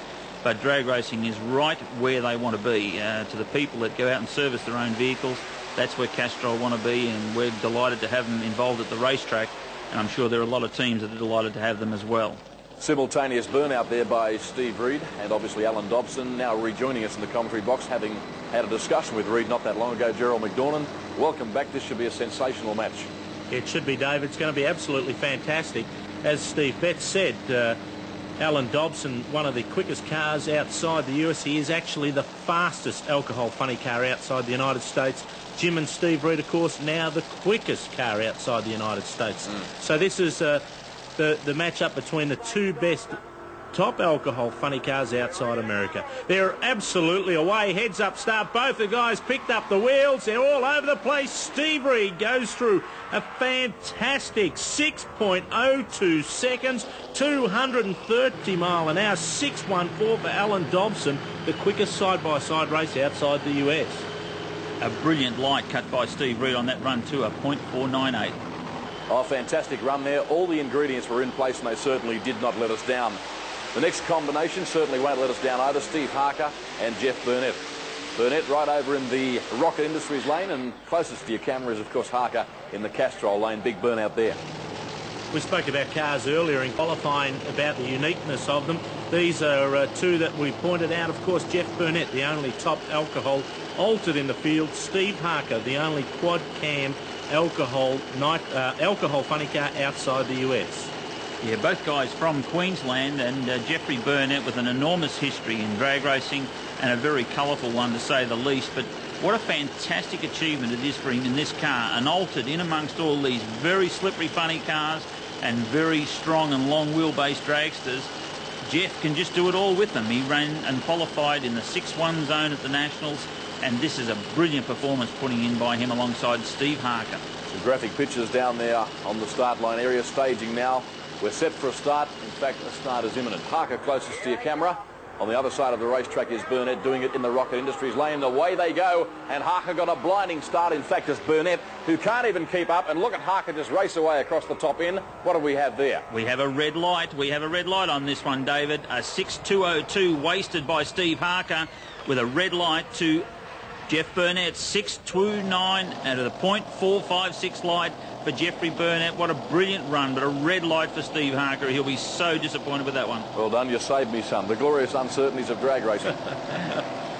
Gary Phillips coming to the line in the Aussie Bananas Rocket Industries Castrol sponsored dragster.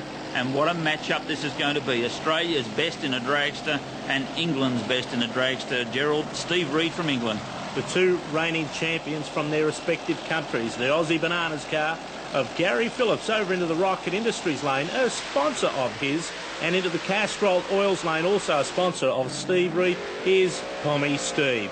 The beautiful car, nice, short, sharp, clean burnout. Phillips here coming to terms with running an alcohol dragster, of course campaigned an alcohol funny car for over 10 years, and he's done well since he's got back into the long skinny things.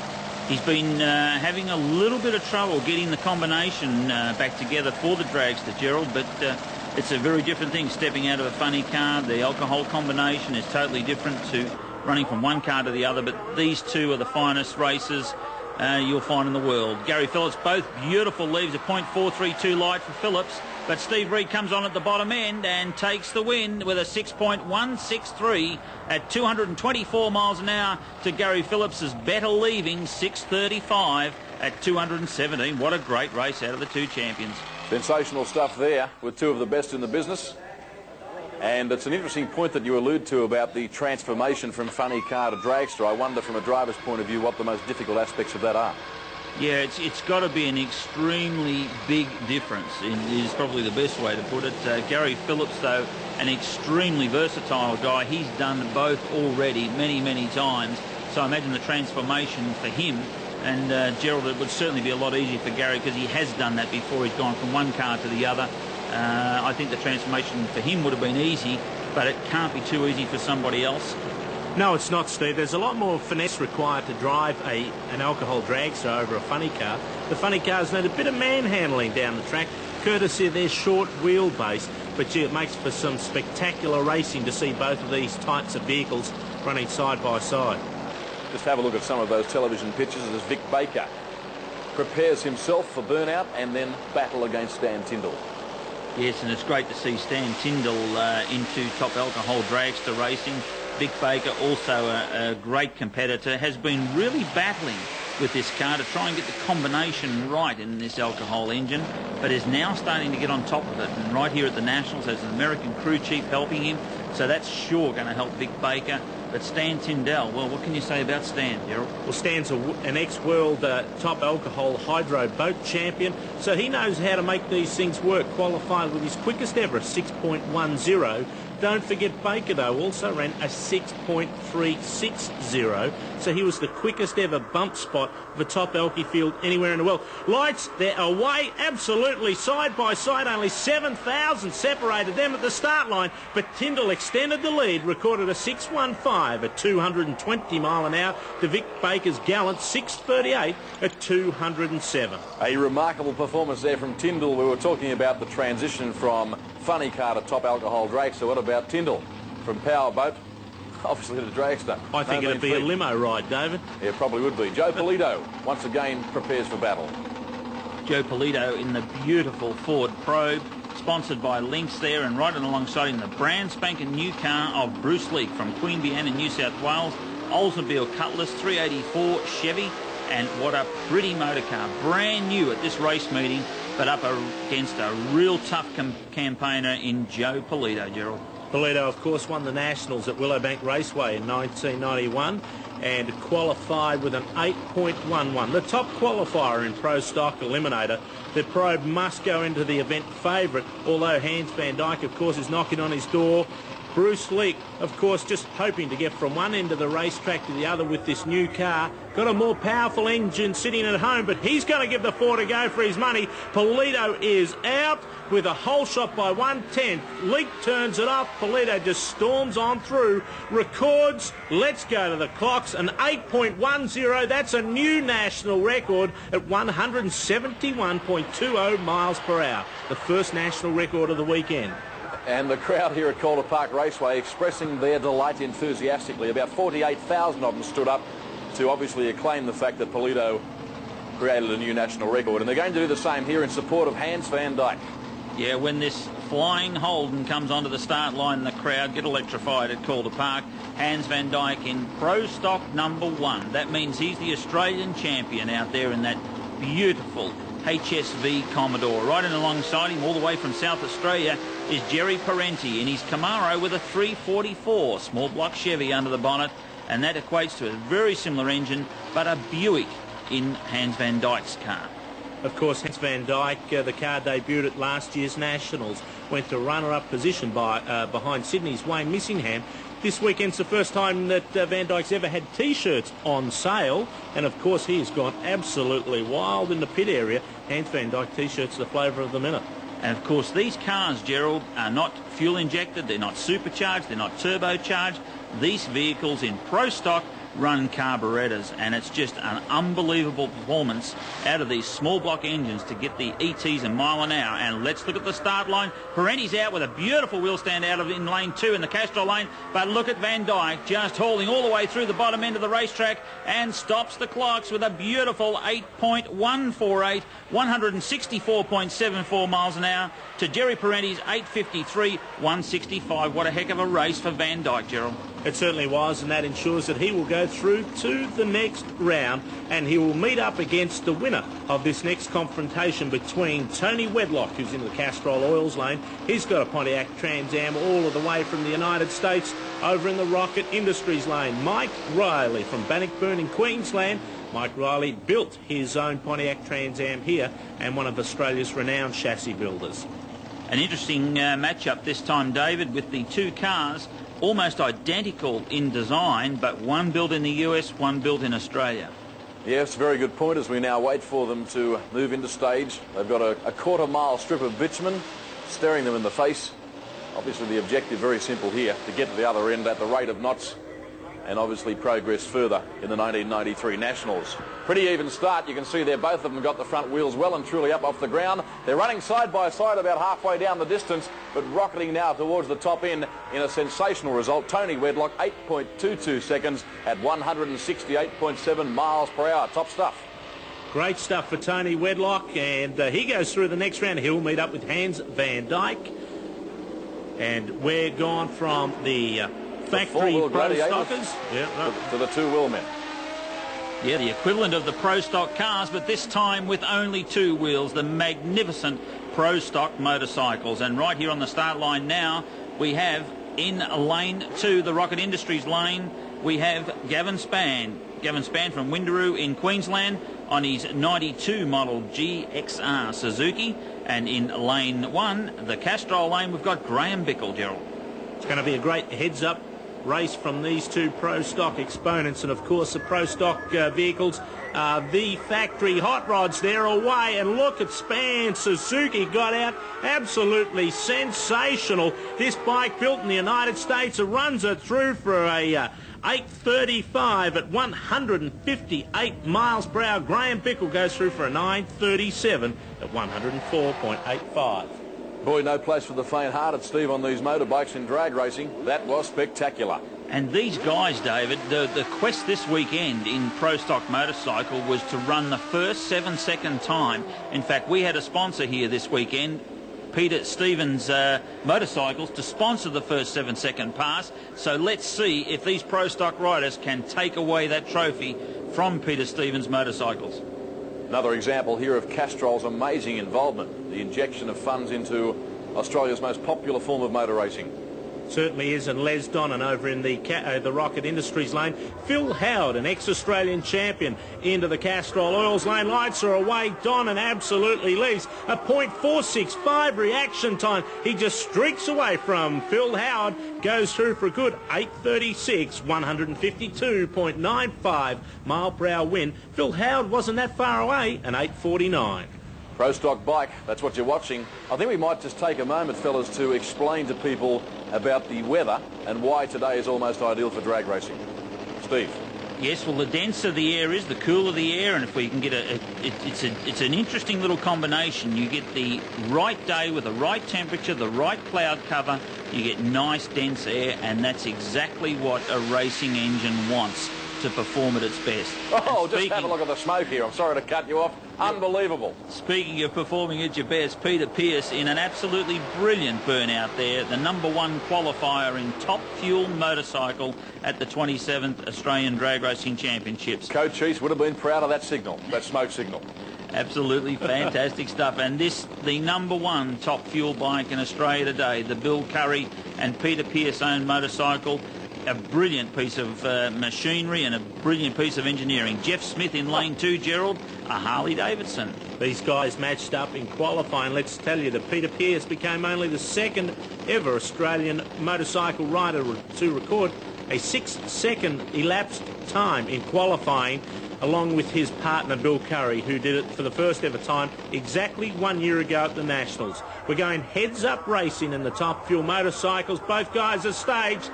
Pearcey absolutely leaps out on the Pennzoil party time machine, just draws away from Jeff Smith and records a good win, a 7.40 second time at 143 mile an hour. Clicked it early, a great run from Smith, a 7.59 at 172 miles per hour. Oh, Pearce there making it look oh so easy, and obviously you can see there the delight of his crew. A very big crowd here, bathed with sunshine at the Calder Park Raceway in beautiful Melbourne. One of the great spectacles of top fuel motorcycle racing in Australia today is this bike coming to the line right now. Jay Upton, all the way from Western Australia in his Yamaha 1200cc, and what a show this guy puts on for the crowd. Right in alongside him, equally in presentation and performance, Cypress Woodard on the magnificent Excessive Force Harley. Unbelievable. 115 cubic inches of that Milwaukee muscle between his legs. As a safety safari, just checking the track out and making sure the traction is A-OK. Jay Upton coming to terms with a new ignition system on the Yamaha. One of very few Yamaha top fuel motorcycles in the world. And Upton, a resident of Western Australia from Kalgoorlie, now moving up to Queensland. And you can see the beard hanging out from under the helmet there. A graphic shot. Yeah, I'd hate to be on that motorcycle. If she backfires, there's going to be a horrible bushfire. Cypress Woodard, Rocket Industries lane, and Jay Upton, Castrol lane. And Upton is away beautifully out of the line with a 6.04 reaction time. He's got this one in the bag all the way with a 7.64 win over Cypress Woodard, 7.96 at 167 miles an hour on two wheels. Tremendous performance there. You know, the very unique thing about top fuel bike racing in drag racing is the fact that we very seldom see any accidents. They put the whole things together with very stringent specifications in mind. They're doing blinding speed. The riders don't look for 1 minute comfortable on the bike, but we don't ever seem to have that many dramas. No, we certainly don't, and it's amazing, especially at the speeds which these guys record, and Peter Pearce recorded 197 mile per hour running qualifying. We're into round 2 of Superstock Eliminator, and we've got Peter Samet in the Castrol Oils lane, the beautiful Nissan 300 ZX, running up against Peter Undy, also from Melbourne in Victoria, running the XF Falcon in B-Gas for this weekend. And have a look at the people at Calder. I mean, this is great stuff, isn't it? Absolutely amazing stuff, David. Calder Park stacked to the rafters this weekend for this magnificent race, the Nationals, that is now based here for the next 5 years. And look at this very, very pretty air-equipped Nissan-sponsored car sitting in alongside a Roaring 40. Peter Samet versus Peter Undy. Let's see what the Peters can do on the start line as the tree comes down. It's a wheels up launch for Peter Undy, a 5.50 reaction time for Peter Undy, a 5.21 for Peter Samet. And look at this brilliant little Nissan through the traps for the win once again for Peter Samet, an 8.56 at 142 miles an hour to an 8.95, I wish it was a 6, 152 miles an hour for Peter Undy. Another sub-record run for Peter Samet. We're keeping the flavour of the month happening here. Peter Ridgway, another Peter versus Les Heinz. These two cars, virtually sister cars, built in unison in Melbourne. Chevy Camaro for Les Heinz over in the Rocket Industries lane. In the Castrol Oils lane, of course, Peter Ridgway's car, a Pontiac Trans Am. Both running TRE engines from the United States of America. Small block Chevys with Buick cylinder heads. And these cars are absolute screamers. And already we're into quarterfinals time. Peter Ridgway there, a nice close-up shot of what is a magnificently turned-out car. And Heinz over on the other side of the racetrack, being the Rocket Industries lane here at the Calder Park Raceway. You're watching the 1993 Nationals, sponsored by Bob Jane T-Marts. Ridgeway closest to us and Hines on the left-hand side of your screen. Green lights on. I'll tell you what, the man over on the right-hand side, obviously being Ridgeway, got the front wheels well and truly up off the ground. They're running side by side, but Ridgeway rockets away over the top end here with an 8.92 at 152.8 miles per hour. Top stuff again. Yeah, brilliant run by the Camaro and the Trans Am. These guys are extremely tough competitors and have been for a long, long time in Victoria. Here's one that'll send the crowd berserk. Victor Bray again against Lucky Baleri. Just have a look at Bray here. Bury the foot into the accelerator. He won't back off until he's got hardly any rubber left on the rear, and that is a great burnout. A 7.101 for Victor Bray in the first round of competition means that Lucky Baleri is going to have to pull something extremely magic in this run, Gerald. He certainly will. The handicap at the tree will give Lucky Baleri the start by 1.2 seconds.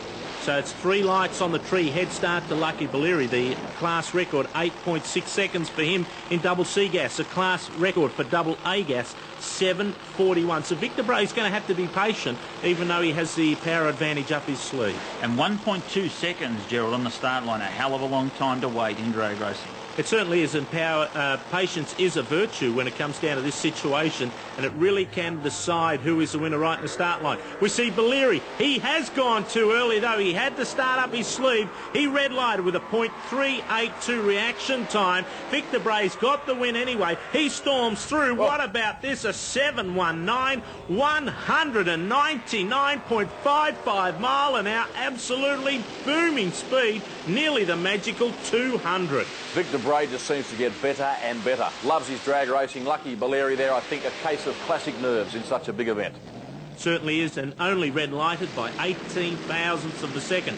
We're speaking about cars that are hot at the moment. This car is one such vehicle, the Motorcraft Weldwell Engineering Altered of Wayne Jones, the defending Competition Eliminator champion at the Nationals, and this is round 2 of Competition Eliminator. And they're gone. Have a look at this. Great stuff. They're running side by side again up towards the top end. The crowd are really enjoying the drag racing here at Calder Park. Oh. It was Wayne Jones and John Hanley almost locked together. 6.92 seconds for Wayne Jones, well under the national record. Defeated John Hanley's gallant 6.69, which was also under the double B dragster record. Yeah, a double record-breaking run, and what brilliant stuff by both competitors. But what can you say about Wayne Jones and that incredible little small block car? More quarterfinals action here. One of the drivers on screen is sponsored by Victor, obviously the quickest lawnmower in Australia. We've got Chris Soldatis in lane 1. This is a very pretty little roadster. Big block Chevy powered. In fact, it's 555 cubic inches, Gerald. And there's the Victor entry. Alongside this little car, a Chev 277 in this little rear front engine dragster. Looks like a bathtub on wheels. It certainly does. With all And due would you respect. believe this car, David, of Dennis Young, the Victor lawnmower car, is one of Australia's previous all-time great top fuel dragsters from many years ago. But unfortunately, that's the last time we're going to see him, as Dennis Young, red-lighted, hands Chris Soldatis the win. 7.82 under the national A-altered record, again at 168 mile an hour, a 7.96 for Dennis Young. Brilliant performance by Dennis Young. They're from New South Wales.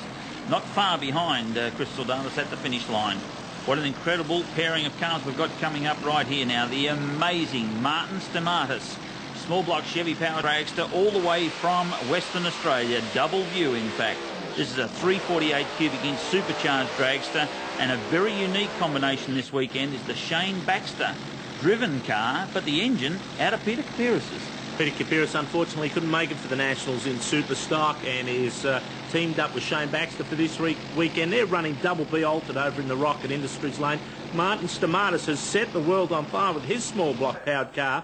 6.44 in qualifying, well under the national record. Baxter waited an eternity. Something's broken. Stamatis just storms out of the line, goes through, records a great 7.19 second run at a booming 200.40 mile per hour, all out of a small block Chevy. And he's happy too, as the parachute is unleashed on that car. Plenty of sunshine still out here in the late hour of the afternoon session. John Zapier here, we've already seen him in qualifying, and Graham Silk. Yeah, Graham Silk, one of the all-time greats in Australian drag racing, alongside John Zappia, who is also one of Australia's greatest drag racers, but the big number one on the side of Graham Silk saying it all, Gerald. It certainly does, and 2 times in a row champion of competition eliminator in Australia. Running up against John Zappia, though. Zappia has the advantage up his sleeve, running on a national record of 7.17 seconds. We've seen him already run well into the 6.8 second zone. The lights are about to come down. Silk's got the advantage. Zappia's away. Great reaction time by both of the drivers. Silk got 300s up his sleeve. This is an upset. He does. He takes the win. Graham Silk, 7.65 under the national record. Zappia also under 7.11, but not quite enough. Graham Silk goes through to the semi-final. Well, that's the sort of thing we expected. Both guys there under the national record as John Taylor now makes his way to the start line area. This is just tremendous drag racing. You're watching the best competitors in Australia at, without question, Australia's best prepared drag racing strip. And this is the one the fans have been waiting for right here in Melbourne. The nitro-burning funny car of Peter Russo in alongside John Taylor in the first round of nitro-burning funny cars. And John Taylor's got a problem, Gerald. It sounded as though John Taylor popped the blower. I can't believe what he is doing. He's popped the blower in the burnout. He has pulled across in front of Peter Russo. Now, bear in mind that Russo ran a 5.64 in qualifying. There is a chance that he could take Romeo Capitanio's 5.60 record away, the 2-time Australian champion, the defending Nationals champion, backing up. Well, I don't know what would be going through his mind, but I don't think he'd be too pleased to see John Taylor in front of him. Yeah, it's an interesting thing that John Taylor's done. He's obviously thought about the car. He's broken it. He wants to get it out of the way, and he's seen the hole in the concrete wall over there, Gerald, so that's why he's turned to go across there. Pretty smart thinking there by John Taylor, and let's see what Peter Russo can now pull out of this magnificent nitro-burning Dodge Daytona. And this guy is a credit to himself, a credit to the entire sport of drag racing. Absolute brilliant competitor, and is this guy a tuner? I tell you what, he certainly is the Dodge Daytona, the cult figure of Melbourne drag racing. Peter Russo launches the Dodge Daytona, goes through, storms it through, would you believe? 5.58 seconds. You've just seen history. The quickest ever funny car pass in Australia at 258.02 mile an hour. That's the record. How do you think Gerald McDornand's not happy about it? Congratulations to Peter Russo. What a sensational run, and the crowd have gone bananas over that one, Gerald. Certainly has. Rapid Ronnie Atherwood now, though. He wants to come around. I tell you what, they're on their feet for Russo. Atherwood's going to take on another one of Melbourne's favourite sons, Russell Simpson, coming back from 2 tragic fires in funny cars to run his first meeting in 12 months. Ron Atherwood, a very regular competitor in nitro-burning funny cars now. He's come down to Calder on 2 or 3 occasions over this summer and put in some stout performances in this beautifully prepared car. In fact, when the visiting American Gary Densham was out recently, he said it's one of the prettiest funny cars he's ever seen. Can't argue with that. Beautifully turned out. Wait for both of these competitors now to reverse back to the start line area. We're not far away from the start, and this one people are waiting for with no little expectation. The Atherwood family very, very much involved in drag racing. We've got Ronnie's father, Mickey Atherwood, crewing on the Victor Bray car here this weekend, Gerald, and what a fantastic family. And we've got problems on the start line with the Pommy Raider. Oh, it looks as though it's absolutely kicked the Conrod out on the start line. I don't believe what it has. At 2. Absolutely 2 Conrods out of the Pommy Raider, out of the McGee. Russell Simpson. I'm glad it's happened there and not down the other end of the track because, of course, Simo's had 2 major fires. Oh, gee, what would his feeling be at the moment? Peter Single says, Ronnie Atherwood, you're on a solo, son. You are through to the final to match up against Peter Russo. The triumphs and the heartbreak of it all. Bad luck. Oh, problem there. Well and truly out of shape. In fact, looked very much as though he was skating on an ice rink. Atherwood at 10.396. Yes, very unrepresentative of the class there, David, but Ronnie Atherwood coming out of the start line there with big problems. That's true. Let's go now trackside to Kevin Prendergast. Victoria's Robin Kirby, number 3 in the Australian Top Fuel Series, has just run his first ever 5-second pass. Robin, it took a while, but you must have been extremely pleased. Well, the team's worked for about 4 years to achieve this, and we thought we might have been able to run a 90 or maybe an 80, but to pull out a 77, well, we were ecstatic. Well, yesterday on the qualifying pass, the car looked very, very good, but the numbers didn't come up. It seemed to be very easy today. Well, yesterday it ran an extremely good 4.0 reaction time, but up the top end the transmission expired on the car, and that's why the ET wasn't there. Now, you've been having trouble with the transmission. Do you think now that that's been overcome? Well, I seem to perform pretty well on the last run. We'll just have to have a look after this run and just see how it goes. You now have to race in the semi-final the top qualifier, Rochelle Splatt. That's a tall order, but you're fairly used to these challenges. Oh, I guess with a girl's name, I suppose, you know, we're both equal. We'll just go out there and do our best. Hopefully we'll win it. Well, Rochelle, number one qualifier, moving into the semi-finals against Robin Kirby. Robin, of course, very pleased in his first 5-second pass. What have you done to the car? Well, they're just trying to keep the car the same as the run we done yesterday, because we're hoping to try and do pretty much the same time as yesterday to get the record. So, I mean, we won't really know until we go out there, but we hope it's going to run pretty close to yesterday. You're fairly happy with the first pass?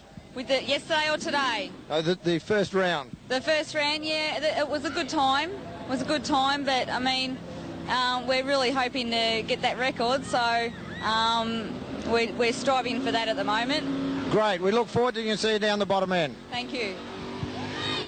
Kevin Prendergast with drag racing's Queen of Speed, Rochelle Splatt. Top fuel semi-final time, and Charlie DeFilippo, gentlemen, making his way out to the start line area for burnout. Well, very easy for Charlie DeFilippo. He gets the bye run right into the final, so it's going to be great for him. The big thing will be, who will he be taking on? Will it be Rochelle Splatt or will Robin Kirby get up? So we'll be watching exactly what Charlie's got to do, but really he doesn't have a lot to prove right now. But having a look at those exhausts, Gerald, I'd say the car's set up to run some stout numbers. I think it is, Colin, but of course Charlie DeFilippo hasn't done a full run so far for the Nationals. I think he'll be taking the fairly smart way out by doing a nice, solid, hard launch, checking the car out, making sure everything's okay, but not wanting to break any pieces before the final round. That's true. He has to find a happy medium somewhere. Well, he certainly pulled the richness on. You can see those rich fumes coming up right now. We're just waiting for the lights to come down, which they do. He's waiting there a long, long time for Charlie DeFilippo. Well, he doesn't seem to be prepared to do anything. I wonder if he's going to come back and have another go, or whether they've decided he's done everything he had to do. That's what he's done. They've shut him down. Hey, I'll tell you what, hope they get that ready for the next round.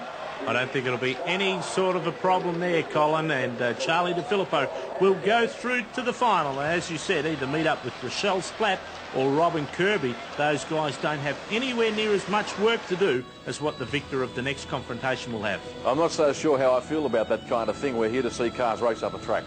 Well, you've got to look at it this way, David, in that he's there to win an event.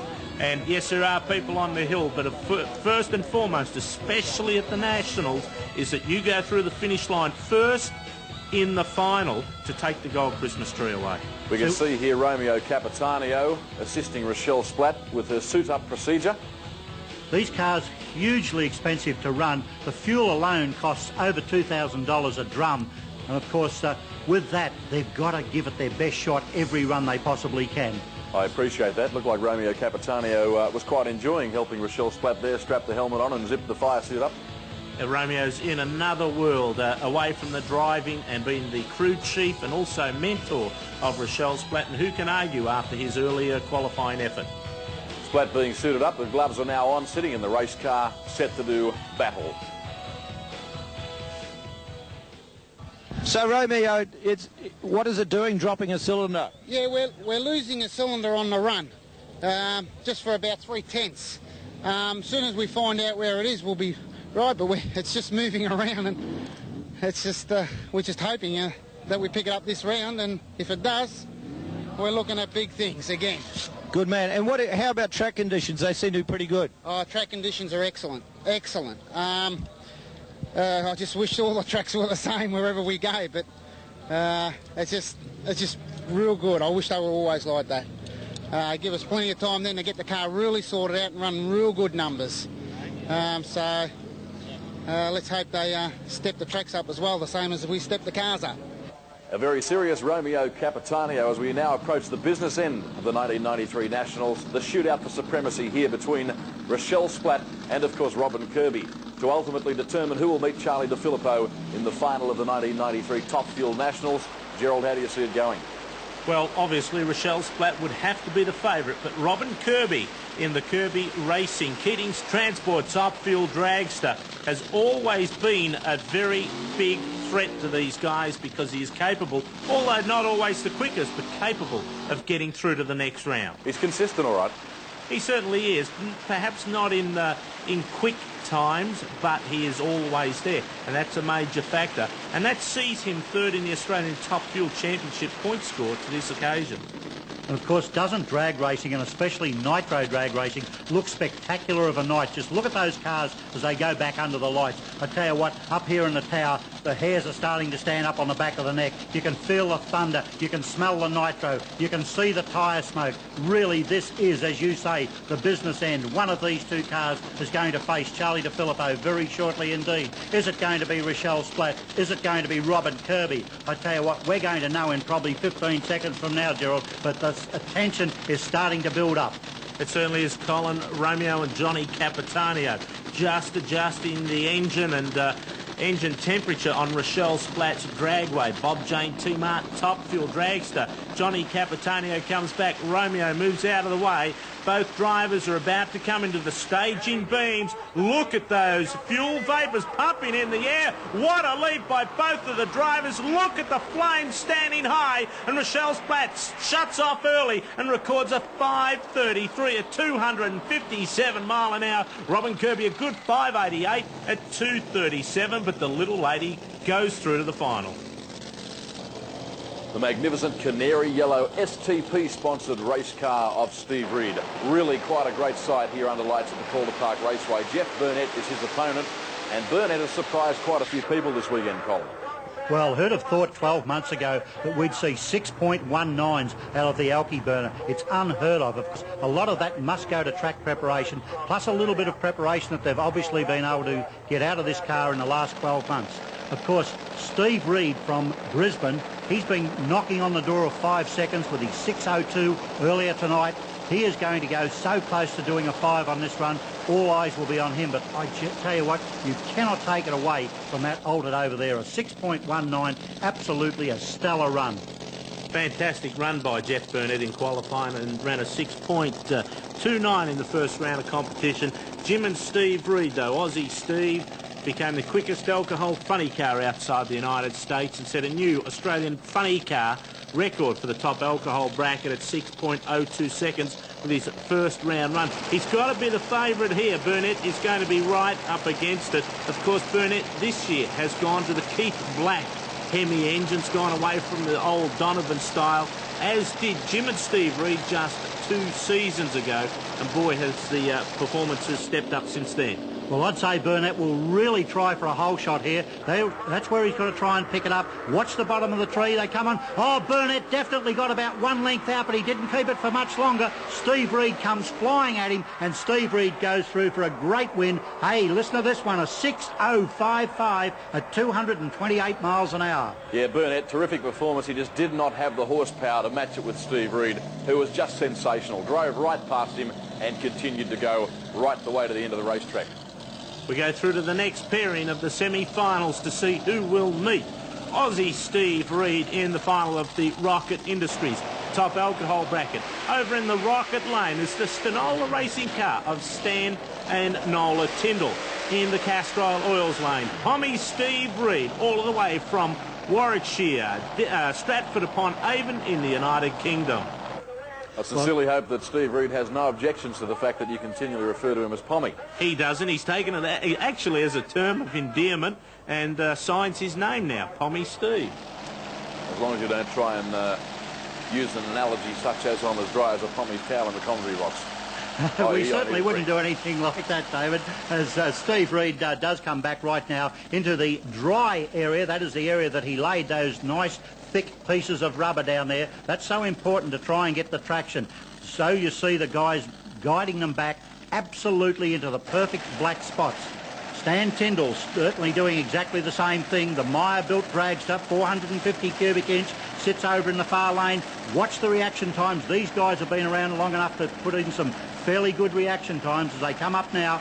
Steve Reed is already into the pre-stage area. Just got to move forward that little bit to get into the stage. Tyndall now coming on. Of course, a 20-second rule can be enforced here. On away they go. I'd say Steve Reed got the jump on this one, but I tell you what, he's got to drive around him. Tyndall did have it for half the distance, but then Reed picked him up at the bottom end, and Steve Reed goes through with a 6.206 to a 6.270. Parachutes unleashed there, almost a daunting shot as they make their way down the end of the quarter mile. Now, Joe Polito here. This is an interesting one, semi-final of Pro Stock. And obviously Joe Polito, a name synonymous with this form of drag racing, obviously into the water area of the racetrack and gets the pedal to the metal well and truly. A fairly mediocre burnout, actually. Well, there really isn't much to do here, to be honest, David, because Joe Polito is on a bye through to the final with the Ford Probe.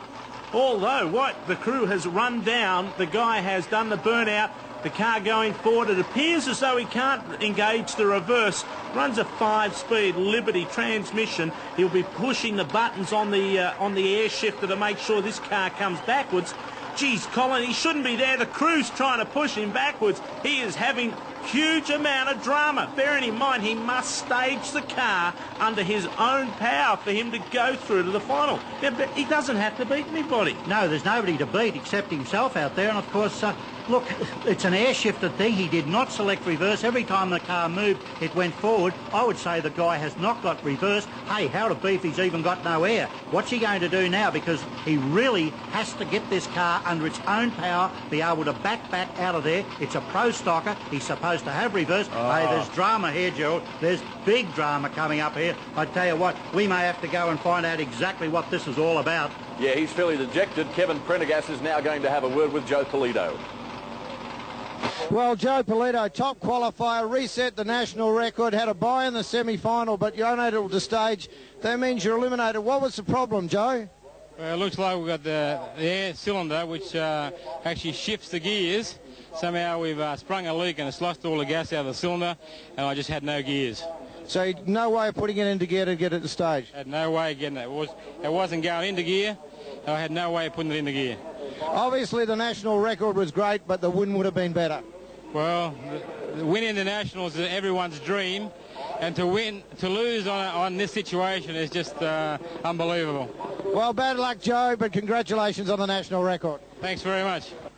Obviously Joe Polito there, guys, with mixed emotions. It's been quite a good weekend, and obviously not such a good weekend for him. Yeah, fairly disconsolate looking Joe Polito, and unfortunately he's going to have to watch either Hans van Dyke or Tony Wedlock go through to the final. And of course the winner of this race will virtually be adjudged the winner of the Nationals, Colin. Yes, that'll be a very unusual pairing, just nobody to come out, but whoever wins this run will still have to come back out, still stage, and knowing the calibre of these races, you can be sure that one of them will try and set a record anyway. So the winner of this will be the eventual winner, but we're just going to have to wait to find out what happens in about another 15 seconds' time. Of course, Colin, there is the deal that someone could run out of air in the air bottle in the final and not make it through. Let's hope not.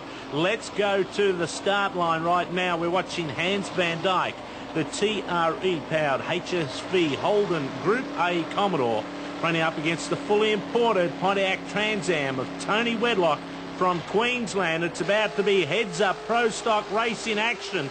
You see Van Dyke in stage. Wedlock comes in, 8,500 revs. Both of the drivers leap away from the start line. It looks to be the big Holden Commodore of Hans van Dyke goes through for a win. A fabulous 8.147 at 164.68 mile per hour.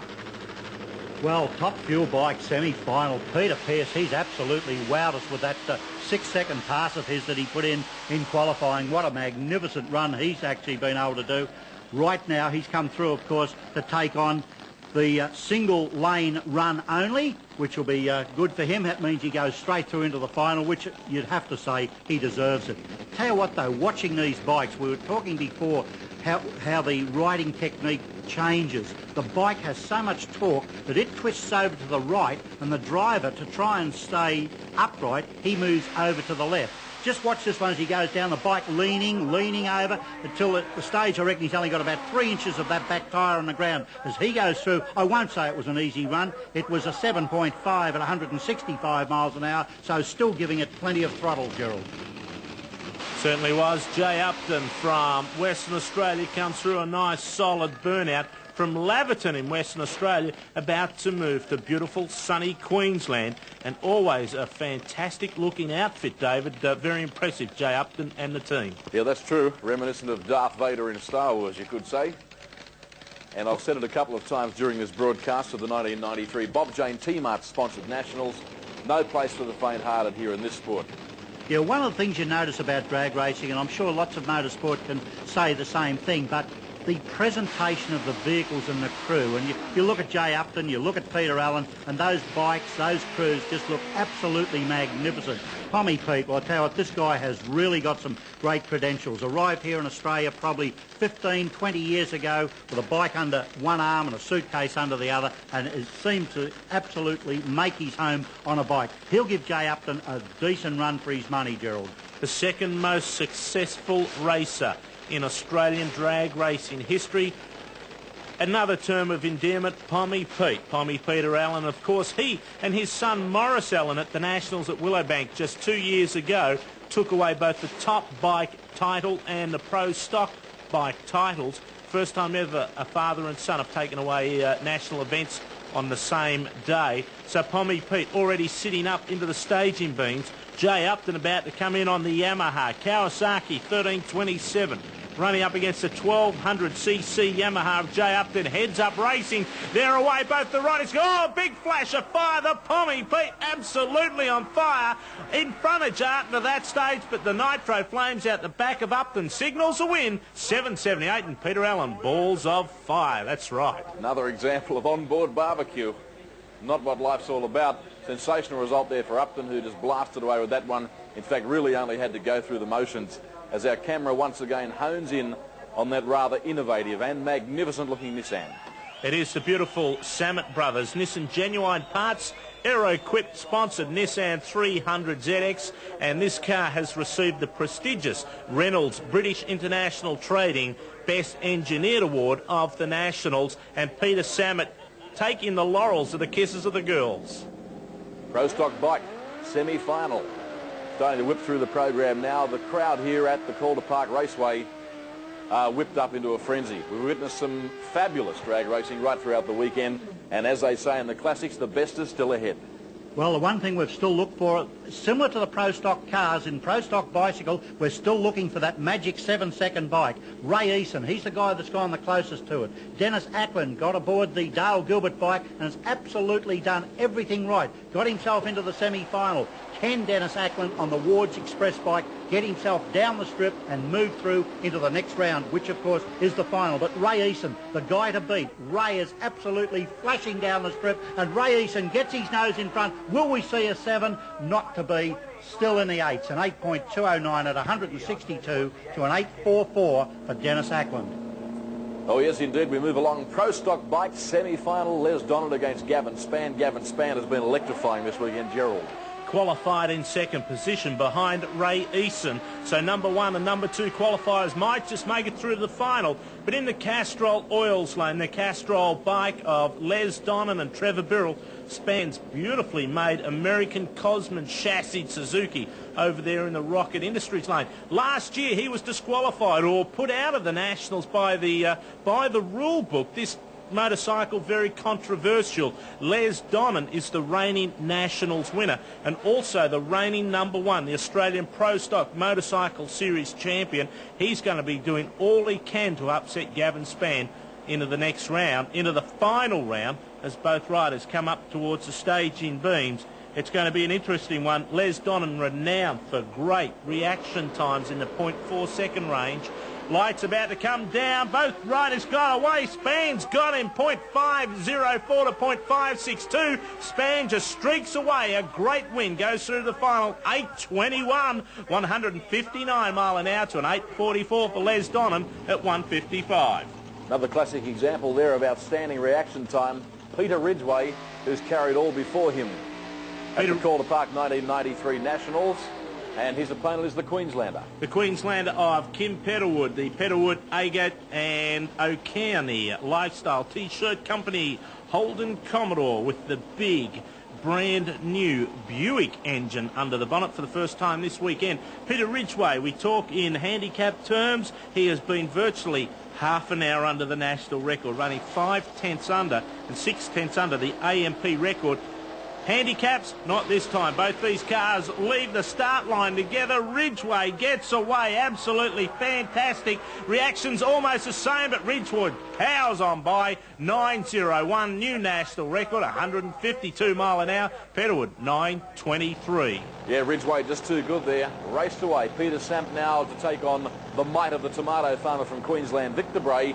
And you're going to hear this crowd, 48,000 people at Calder Park Raceway, erupt any tick of the clock when Victor Bray burns them out. Yes, well, when they do that, don't forget also that this brand new Nissan down there is almost as far under the national record as what Peter Ridgway is. So if he happens to get through, what a final that'll be. But have a look at that for a burnout, and the crowd as one just absolutely erupt. They're on their feet as they go up there. Look at the smoke drifting past the headlights on the Castrol 57 Chevy of Victor Bray. Peter Samet waiting patiently in the Nissan Genuine Parts Aero-equipped Nissan 300 ZX. What a weekend he's had. He's got the Best Engineered Award courtesy of Reynolds Tubing. Victor Bray wants to make it a sad weekend now, though. He wants to put him out and go through to the final to run against Peter Ridgway. The handicap, Colin, going to be somewhere in the vicinity of 1.2 seconds, and Victor Bray is going to have to be very patient. Not only is he going to have to be very patient, he's going to have to cut a fairly good light, because both of these cars, whilst they're dipping under the record, are dipping under very close to the same amount. So I tell you what, snooze and you lose is definitely the way to go here, because on the line is where it's going to be won or lost. So let's wait to see who does the best reaction time. They're both in. Down comes the little Nissan. It was away. Looked a quick one. In fact, it's a very quick one. A 0.4 reaction time. Victor Bray with a 0.5. I don't think he can do it. And the little Nissan goes through. A good win for the Nissan. It'll go through. And 8.14. How far under the record can you go, Gerald? And Victor Bray, 7.06, the quickest superstock pass in the history of Australian drag racing. Competition eliminator semi-finals right now, and again we've spoken about this car earlier in the broadcast. The people across Australia will be loving this car, the Wayne Jones Motorcraft Double B Altered from Queensland. You wonder just how you can get a small block Chev to scream like this does. Have a look at the methanol fumes as it comes out of the exhaust there. That is just pure methanol burning in the crisp night here tonight at Calder. Beside him, the magnificent Chris Soldatis from Castlemaine T model altered, a beautiful little 555 cubic inch Chev. They don't come much bigger than that. He's also been dipping under the national record, and there'll be very little on this one, about a 0.8 of a second start going to Chris Soldatis. So 2 lights on the tree, and again, it'll all happen on reaction time. And I tell you what, Soldatis is well aware of this. He'll want to cut a very good light as he comes in, staging as fine as he possibly can. He wants to go as soon as he sees that last amber go off. Down comes the tree on his side right now. Oh, he's gone too soon. Look at that, a red light. He's thrown the whole thing away, and an easy run. Jones doesn't have to do a thing. He just bundles down the strip, bundles down. Have a look at the time if you don't mind. He's done a 6.877. So he wasn't exactly bungling, was he? Oh, he was not. And in doing that, he has reset the Double B Dragster national record to 6.877. As a drag race driver, not that I am for one moment, I should imagine nothing would make you hotter under the collar than red lighting. Oh, look, red lighting, it's just, you know that there's only one person to blame. It's you. And you think, why have I done it, you know? And 0.4 of a second, it is the blink of an eyelid. It's hard to explain what 0.4 of a second is. Get a stopwatch and try and stop it in 0.4. You'll know what we're talking about. Yep, the cardinal sin of cockpits. We're looking at Graham Silk from Queanbeyan in New South Wales, running up against Martin Stamatis. This is the second semi-final to decide who will meet Wayne Jones in the final of Competition Eliminator. Lights are about to come down. 0.8 of a second head start to Silk. He's away, a good reaction time. And so is Tomatoes. Here comes the big double C. Drags the Storms on by. Gets him. He does. 6.44 seconds. 206. That is unbelievable. Silky 7.65. And McDornand's about to blow a gasket. Colin Will and Greg Thompson, I'll tell you what, this one is not going to be an easy outcome. No, and I'll blow a gasket here because this is the final of the Australian Drag Racing Review 200 mile per hour door slammer challenge. Colin Will in the big Ford custom line, the Cuzzy. He's in the Castrol Oils lane. But for the Chevy shoebox fans over there in the Rocket Industries lane, the burnout of the event goes to Greg Thompson and Cole Dunn, the Superformance 55. And I tell you what, the 48,000 fans are screaming their backsides off right here. Well, he's gone right down to the half-track lights. You have a look down there. He's gone well over an eighth of a mile just on the burnout, then the slowdown. As he puts into reverse, he's got to back almost as far as what he's got to drive forward very shortly to have a go against Colin Will. But as you say, Ford fans versus Chevy fans at this moment. He was reversing back almost as fast as he has to go forward very shortly as well. A sensational burnout from Thompson. Colin Will, the door opened up, clearing out the smoke out of the Cuzzy. Gee, this is going to be a great confrontation, Ford versus Holden fans. And I tell you what, the people here at Calder Park divide 50-50 when this happens. And they're shoeboxes this time around. We call them shoeboxes, the old 50-style cars. They're as big as shoeboxes. They have the aerodynamics of bricks. But these guys are attempting to run 200 mile per hour terminal speeds. And that is going to be something if they achieve that. Yes, most certainly is, and this, of course, the award for the night, for the 200 miles an hour, as Colin Will comes up into the pre-stage area right now. Both of them into stage right now, and again, good lead by Will. I'd say Will got a good half car length on him, but coming at him very quickly is Thompson. Thompson drives right round him. Will we see 200 miles an hour? We see the winner going to Greg Thompson of the 200 mile an hour challenge. All right, Colin, we're coming down trackside now as you're talking with Tony Thornton. Thanks, Colin. The presentation we have to make tonight recognises the other half of the Curry and Pearce team. Bill Curry last year on the 28th of February, nearly 12 months ago tonight, ran 6.92 seconds on this very bike. They call it party time, and I suppose they have a good time. Peter Pearce is riding the bike this year, and he's demonstrated that he can do just as well as Bill. But the reason that we're here this evening is to present Bill with a cheque from Goodyear and North Terrace tyres for $500 for being the first Australian rider to take a drag racing motorcycle into the 6-second zone with that performance. We also have a commemorative jacket. There is only one of these, so I hope Bill will wear it proudly, and we've got a couple of hats for them to share. The great people from Goodyear providing that award, and Goodyear also proud sponsors of the Calder Park Raceway. As we move towards the modified bike final, that was Colin Russell talking with Tony Thornton, the National ANDRA Director. Gerald McDornand. Yes, we're into the modified bike final, as you said. Phil Parker on Sam's Animal. Right on screen at the moment. He's into the Castrol Oils lane. He's going to be running up against Brendan Sanders, and Phil Parker is the reigning or defending champion, Steve Betts. Yes, he is indeed, Gerald, and the dial-ins for these two bikes, both very, very similar indeed, only 0.15 of a second difference, with a handicap start going to, in fact, Brendan Sanders. Brendan Sanders in the Rocket Industries lane on the little 348cc Yamaha. So 10.6 second dial-in for Brendan Sanders, a 10.45 second dial-in for Phil Parker. Lights about to come down when both riders are into the staging beams.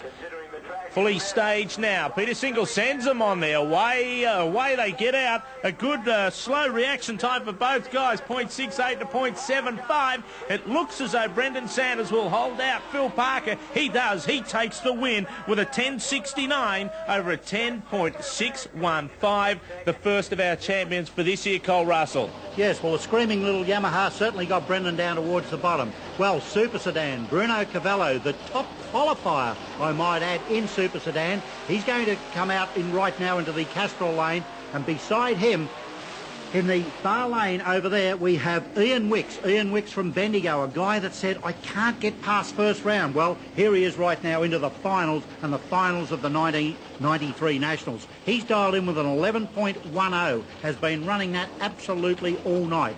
Dialed in with an 8.75 is the quickest car in Super Sedan, Bruno Cavallo. Cavallo in the Fairbanks Panels car in the Castrol Oils lane. He's going to have to be very, very patient. There's 2.4 seconds that he's going to have to wait on the start line. Again, Steve, really his patience is a virtue in this situation. It sure is. And Ian and Kathy Wicks, long-time campaigners. We see the lights coming down in the Rocket Industries lane. And about two and a bit lights a bit later on, we've got the lane 1 leaving the line, Bruno Cavallo, but Ian and Kathy Wicks looking good all the way through the finish line. They go through just make it. Ian Wicks 11.101 at 117 for the win in Super Sedan to an 878 at 152 for Bruno Cavallo.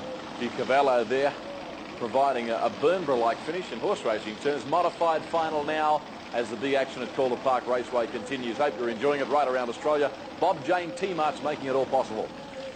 Bob Jane T-Mart certainly are great supporters of Australian drag racing. And over in the Rocket Industries lane, Mick Utting, the defending Australian #1 modified eliminated champion in the Castrol Oils lane. We've got Wayne Cartledge. He's from Mill Park in Victoria. But the big thing about Mick Utting's car and Reg Lee, of course, Colin, is that it is a V12 Jaguar. Yes, almost like two six-cylinder motors side by side, the big V12. Wayne Cartledge was going to sell the car, took all the sign writing off, came out to a meeting a couple of months ago, liked it so much, decided to keep campaigning the car. Here he is in the final. I thought you were going to say Cartledge was going to sell the car because he required a knee operation.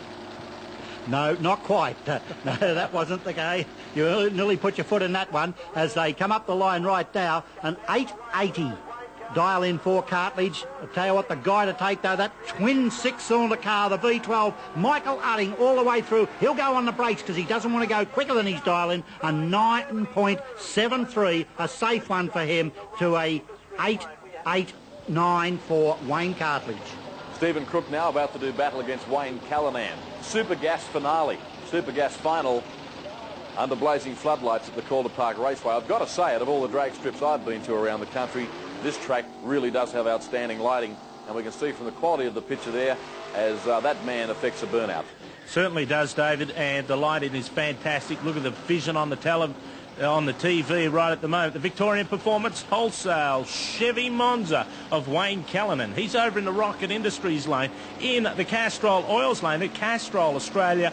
Rocket Industries car of Stephen Crook. Crookie is the defending champion. It's 9.90 fixed index. They can't run quicker. They've still got to get to the other end first. Both drivers going down. Oh, can't pick it. Side by side. The win goes to Stephen Crook. 9.891. Wayne Callanan. 9.888. Double breakout. 7,000th of a second. Stephen Crook, two-time champion. And McDonald's just blown a head gasket. I tell you what, we've blown a few of those today, but the action has been fantastic. 317 competitors fronted for the first round of competition, yet we are only going to have 14 champions. Competition bike right on the start line now at Calder Park. We've got Lou Cotter all the way from Western Australia in his Kawasaki, and right alongside him from Werribee in Victoria, Andrew Wilson on an A Street bike. The difference in the handicaps this time, Gerald, we've got about 0.6 of a second. 1.5 lights on the Christmas tree, but Lou Cotter is a champion. This is going to be very difficult for Andrew Wilson to get around Lou on this particular run. He is an enormously strong competitor and the current Australia #1 in competition bike.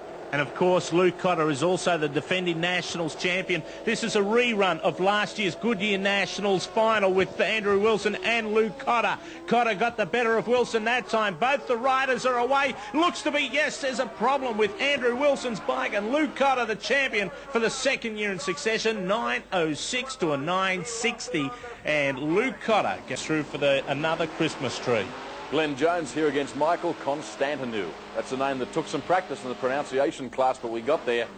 Yes, well, Glenn Jones actually had tried to qualify into Super Sedan, which was an 11.90 cut-off, decided that he couldn't do that, so his car now is running 12 seconds. That's the dial-in he's got. Michael's got a dial-in also of 12 seconds, so absolutely a heads-up start here. Again, reaction time's going to be so important as they go down there. Glenn Jones' car can go quicker than 12 seconds, but then so can Michael's. Michael's car, incidentally, a six-cylinder Valiant engine in that Tirana. Oh, it's side by side. You can't pick this one. I've got to wait till they get down towards the bottom end. I'm picking Jones as they go through, and Sanders Sandra Staff, that's his girlfriend there. She has no idea, and the win light says he must have won it. So Glenn Jones goes away, the champion for Super Street, with a time of 12.060 on a dial-in of 12 seconds. Hey, these guys are very accurate with their dial-ins. The jubilation and the adulation there at the other end of the racetrack, reminiscent of Donna Gardner sprinting up the grid at Phillip Island in 1989. The final of Superstock, the beautiful pairing of cars here, both from Victoria. The fantastic Peter Samet Nissan Aeroquip Double C Gasser taking on Peter Ridgway in the beautiful Pontiac Trans Am, Gerald. I don't think you could really find two better presented vehicles around Australia. Peter Ridgway and Peter Samet, both of these guys have absolutely held reign supreme over the Superstock field, the number 1 and number 2 qualifiers. Ridgway is going to get the head start. Fancy giving him nearly a second on the tree. It's going to happen at the start line. Peter Ridgway, the Pontiac Trans Am, fully staged. So Samet now. Lights coming down. The red light for Peter Ridgway. He is fouled by nearly 1/10 of a second. Samet out of control. He's still on line though. He takes the win. The Nissan 300 ZX. The Samet brothers, champions of Superstock Eliminator for 1993. Second time in the final segment, we've seen a very bad case of nerves there. Ridgway making a mistake that he will probably try and forget for a long, long time to come. Plenty of action going down at the start line area. That's our own Colin Russell down there talking to the race fans and obviously talking to the winning connections of that car. The Samet brothers team, John Samet pictured there, very, very elated team, and a big rebuild from their crash at Adelaide only 6 weeks ago. Done a great job along with John Taverna Chassis and all of their sponsors. Into the final of competition and Eliminator, and what a race this promises to be, Steve. Yes, supercharged small blocks are the order of the final in competition eliminator. Wayne Jones from Queensland in the Motorcraft, beautiful little double V altered, and all the way from Western Australia, Martin Stamatis from Double View in WA, running in Double C Dragster. The handicap difference on these two cars as they leave the line will be less than 0.4 of a second. A 717 to a 673, and look at the methanol burning out of the header pipes of that pretty little Alta, Gerald.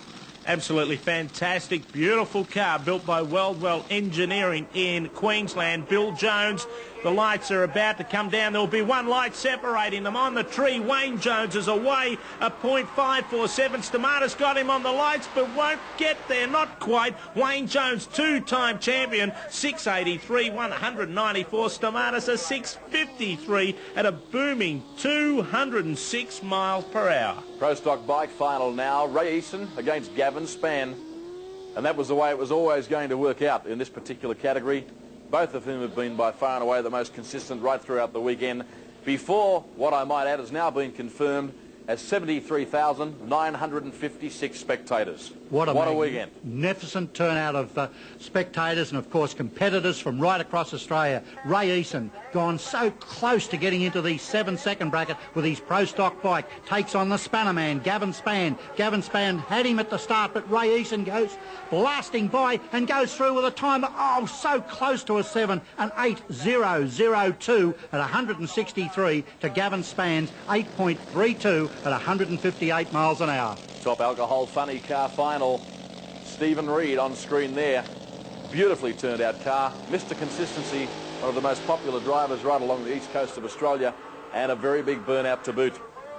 Other car in the Rocket Industries lane, also going through the burnout procedure there. Reigning European champion, the other Steve Reed. Of the course. Pommy Steve Reed. Pommy Steve I can versus... say it for once. You certainly can, David. Pommy Steve versus Aussie Steve. And the good thing about this is that I will pick Steve Reed to be the winner, and I know that I'm not going to be wrong. Sure got that right in one there, Gerald. Beautiful presentation by both these race teams. What can you say about the Jim and Steve Reed car there, the Chevy Beretta in lane 1? Absolutely immaculate presentation as we see Steve's father closing down the hatch and saying, get in there and do it, son. Of course, years ago, Jim used to be the driver and Steve used to be the crewman, but they swapped roles a few seasons ago, and Steve has done a fine job. But Steve Reed from England in the Rocket Industries lane, and it's Steve Reed from Australia in the Castrol lane. And what a race this is going to be for the top alcohol championship at the Nationals. Going to be heads-up racing Absolutely. Both guys coming into staging beams. Away they go. The Pom, 0.457. He got the jump at the start line. Aussie Steve drives around him on the top end. A 6.05, 230 mile an hour. Okay, Steve, you just won the 1993 Nationals, a 6.05 to defeat England's Stephen Reid. Unbelievable. I just lost for words. It's fantastic. It was a great race with Steve. We swapped the lead backwards and forwards a couple of times on the run, and I didn't know until I pulled up here and you told me that I'd won the race. Commiserations to Steve. It was a good race. I think it was almost what you class as a tie. You battled all weekend between yourselves, the two Reids, for who could run the first 5 in Australia, a 6.02 best. Yeah, we're happy with the 6.02, but we weren't trying to go any faster because I didn't think the track was going to hold anything more. We were just trying to win the race and weren't even really thinking about the 5-second run. A great win. Thanks very much. European champion Steve Reid, a runner-up, the winner of this race last year. It's been a heck of a battle. Yeah, we got a little bit lost after the first pass. I mean, we qualified with an 08 and we thought we were on a good track, and we got lost after that. We've been suffering from real bad tyre shake and shaking batteries at the car, and we put some panic settings in that one, change a fuel pump, change this, change that, and it's, I mean, it went down the track pretty good. It was like Steve said, I mean, nobody knew who won, and it was, what was our time? 6.05 for both of you. Oh, what? You... 6.05. 6.05. No, you couldn't get it any closer than that. I mean, it was anybody's win. So I'm pleased for Steve because they've been struggling for a long time, and all right, they had the win at the one race before that we said about funny cars. They were number one qualifier, but no, in a way, I mean, we've had our win last year. At least a Reid won it. That's all. Congratulations. Thanks a lot. Drag racing's elite motorcycle category now, top fuel bike final, and it's Peter Pearce against Jay Upton, and this is going to be very hard to predict. Yeah, Kawasaki takes on Yamaha. Victoria takes on West Australia. Peter Pearce versus Jay Upton. Peter Pearce on the Pennzoil sponsored bike, and Jay Upton in the Rocket Industries lane, Colin. This is going to be one heck of a final between these fuel bikes because they have been running extremely strong all weekend. Oh, look, you can't take it away from the fueler guys. The smell of the nitro's in the air now, and they sound like top fuel as they're popping and banging down there on the start line as they push the bikes back. Peter Pearce knows that he's about ready. He's a man on a mission. Jay Upton, last year he said, I didn't want to come over here just to win the best appearing bike. I wanted to win the Nationals, and that's what I want to try and do today, and that's what he's about to set out on a mission to do. Peter Pearce.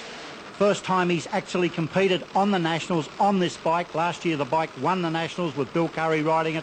This year Peter's got the riding shore. It's going to be anybody's race, Steve. Watch those nitro flames behind their backside. That's where it is, as the flames will start to come up, as the tree starts to come down. Oh, and it's all over on the start line. I saw a dreaded red light as soon as I looked across there. Jay Upton, red lights. Peter Pearce goes through, the new national champion, with a 7.34 at 185 miles an hour. Jay Upton disgusted with himself, I'm sure. Oh yeah, Jay Upton will be really uptight, but have a look at the scenes here. This is what sport's all about, expressing their delight. Obviously the pit crew associated with the winning man there, Peter Pearce, and we now move along to Pro Stock with Hans van Dyke involved. This will be a beauty. It certainly will be, because of course Hans van Dyke, even though he's running alongside Tony Wedlock in the Pontiac Trans Am, has already, it might be anticlimactic, but he's already won the Nationals, because Joe Polito, of course, disqualified himself out in the semi-final, Steve, without staging in the car, and I think this is the first time we've ever seen a bye in a final. Yes, indeed it is, Gerald, but what a great win for Hans van Dyke. No matter what happens on this particular run, providing he stages the car, he is the winner. But we've put Tony Wedlock in just to make a great show for the spectators. This is Aussie technology versus US technology. Van Dyke in lane one, the Australian champion, about to be the Nationals champion alongside Tony Wedlock. And look at this for a brilliant run by Van Dyke. He leaves the line in 0.527 on reaction time, and he goes through and stops the clocks for his personal best ever, 8.12, 164 miles an hour. Congratulations, Hans. Another win at the Nationals. You had to battle fairly hard. Joe Polito had the wood, but mechanical failure. Yeah, he had an air leak in his air cylinder for his gear shift on that run, and he couldn't have any gears because it needed air to operate. Unfortunate, very unfortunate. I would have liked to have raced him in the final. Yes, you were a couple of hundredths behind him all weekend, but knowing your reactions, you would have been fairly confident of the win anyway. Well, I don't know about that. Like, Joe can pull one out of the rear passage occasionally and gets it right, but sometimes he gets it wrong, so it would have been a damn good race. I was looking forward to it. Congratulations, Anne, on the win. Thanks very much. Fantastic. That Hans van Dyke really deserves it. Now we have the return of the big bangers, the funny car finale. Really looking forward to this one. And naturally, as you would expect, two of the country's best engaged to do battle. Certainly is. And over in the Rocket Industries lane, the working class hero, Peter Russo, has set Australia's quickest ever time in the first round of funny car today, a 5.58 second pass. He's lucky to be in the final because we heard up through from down below that Peter Russo actually 20 minutes ago was not even going to make the final. They had to swap rear ends out of Stuart Valance and Russell Simpson's funny car. The whole unit put it onto this car. They looked to be beat, but they didn't want to just hand it to Ronnie Atherwood. Atherwood in the Chevy Camaro, Colin, he might provide the big upset because not a lot of engine work has been done on Russo's car. No, not a lot at all, but I tell you what, 3 days of action here. I'm still excited about this. You just can't take it away from these nitro burners. We've been here, never left the place. It seems like we haven't even been to bed over 3 days, and yet everybody is on their toes. The finals, you can't take it away from any of these cars. 3 on a trot. Can the Russos do it? Can Atherwood prove the upset? Well, we're going to know very shortly because both cars sitting back. What are they trying to do? Get a little bit of temperature into the cars? No one's prepared to go in. Atherwood starts to move. Russo sits back. Is this a staging duel? Will Atherwood go right into stage? Yes, he does. He goes very close. 20 seconds we've got now for Russo to move in. Will Atherwood prove the upset? We're looking at the working class hero. Helen and Peter Russo, they've got everything on this car, Gerald. They certainly have, Colin. Lights go down. Atherwood got out on Russo by 2/10, but the big Dodge just storms on by, goes through for a win. Another 5-second pass, a 5.96. So a 243.17 mile an hour, a 10.25 for Ronnie Atherwood, and the third consecutive Nationals win for Peter Russo. He's made history this weekend by also providing the quickest ever funny car pass in Australian drag racing history. The working class hero himself climbs out of the cockpit of the big Dodge. Yeah, the working class hero, that's a very apt description for Peter Russo, the crowd's favourite. He's done a fantastic job, emerging victorious in the 1993 Bob Jane T-Mart's Nationals Drag Racing Championship here at Calder Park Raceway. Every drag racer aspires to take victory in this blue ribbon event, and Peter Russo, incredibly, has managed that no less than 3 times now. Very soon, we'll be going down to Kevin Prendergast, who'll be chatting with a very happy Peter Russo, who, as you can see, with our television camera down there, is now taking off his helmet. And we'll go now down to Kevin Prendergast. You right? Fine. Peter Russo, 1993 Nationals winner, 5.96 at 2.43, a new national record. Congratulations, a heck of a race. Thanks very much. It's like we thought we were out then because we hit the pinion bearings on the last run and also last night, and we had to borrow a complete diff housing, which is different width and everything off Stuart Valance, and without that we'd be nowhere, so we dedicate this to him and their team. You really have had the engine spot on all weekend. I mean, the performances yesterday in qualifying, first round today, and obviously the final, but the rear end, the other parts of the car that normally don't give any trouble, have been the problem. We've never had any trouble at all with the rear end in the pinion bearing range. The engine's just been fine. We've just been nursing. It's been reasonably soft, and it's been cruising along, but just everything, all the peripheral things have been going wrong, but we're just glad to be here. We didn't think we were, and a couple of hours ago, with everyone's help, without them, we'd be nowhere. So I'd like to thank everyone. A very humble Peter Russo there, winner of the 1993 Nationals. Now we move along to the big one. Buckle your seatbelts. This is what drag racing at the top level is all about. The Top Fuel final at the Bob Jane T-Mart's 1993 Nationals. Charlie DeFilippo here to take on the might of Rochelle Splatt. There's people everywhere, a capacity crowd here at the venue. In fact, they're lining both sides of the drag strip. The atmosphere here is something I have never experienced before, Gerald. No, it's absolutely magnificent. 48,000 fans are here tonight. As you said earlier, over 73,000 fans for the weekend. A brilliant weekend of racing. Rochelle Splatt, short, sharp, clean burnout. The same for Charlie DeFilippo. Look at the crowd. It's absolutely absolutely magnificent here at Calder Park Raceway. They're all up on their feet showing their appreciation for the two final cars down the racetrack. Gee, what an event. We've had something like 60 sub-record runs already this weekend.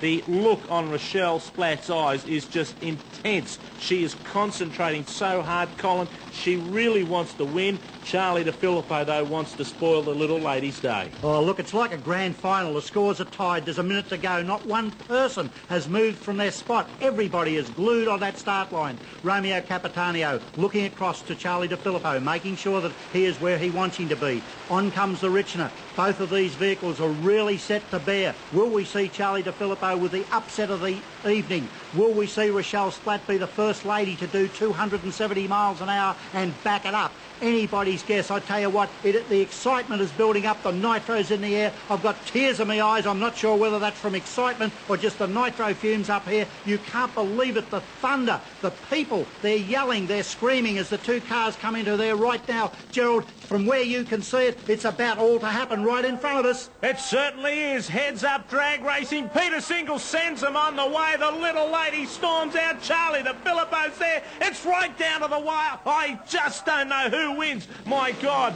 let's go to the replay. Look at the power of these two vehicles. Absolutely sensational. Oh yeah, the fastest ever side-by-side run. Who has won? Let's go to Kevin Prendergast at the other end of the racetrack. Good run. Thanks. Well done. Who won? That was a close one. Who won?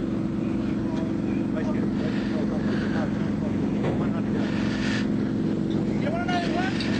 You know who won?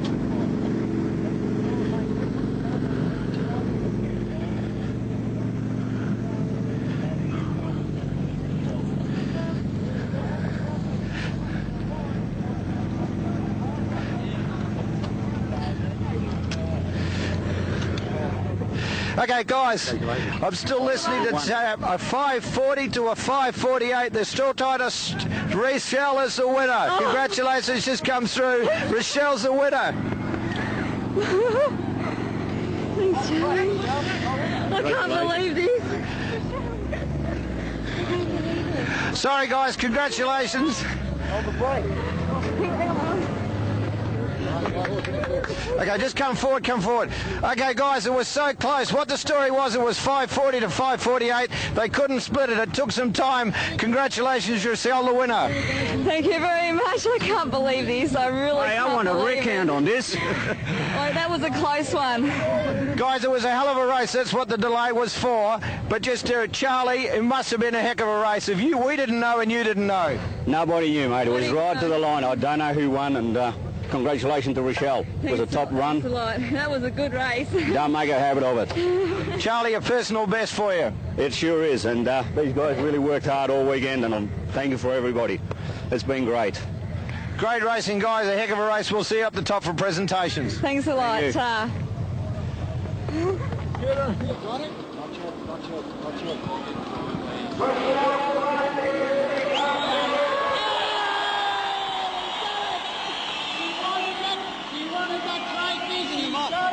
Mate, we can't get any better than that. We stepped it up a bit, but it didn't work, so next time we're going to come out, and I guarantee you it's going to be quicker again. Mate, these women, I don't know what they got, but I don't want to go up against them. I'll tell you that now. I'll stick to what I'm doing. That seems the best. And I thank you all up there for supporting drag racing, and I want to see you back up here. We need you. Keep coming. Bring your mates. Well, don't go away, ladies and gentlemen. We're bringing them back to the start. A jubilant Romeo Capitanio saying it all there as far as I'm concerned. What a fabulous weekend. The 1993 Nationals at the Calder Park Raceway, a runaway success, and Rochelle Splatt, the superstar. That's about all I can say. As we now go around the commentary team, Colin Russell, thank you very much for your help right throughout the weekend. Well, to say it's been a pleasure would be an understatement. What a magnificent weekend, Gerald. Absolutely fantastic. Just been an honour to be amongst the 73,000 people that witnessed it. And I tell you what, Steve Betts, we're going to even go bigger and better next year. Yes, all I can say is roll on 94. Thank you all very much. On behalf of the sponsors, hope you've enjoyed it. My name's David Tapp. Until we see you next time, drive safely.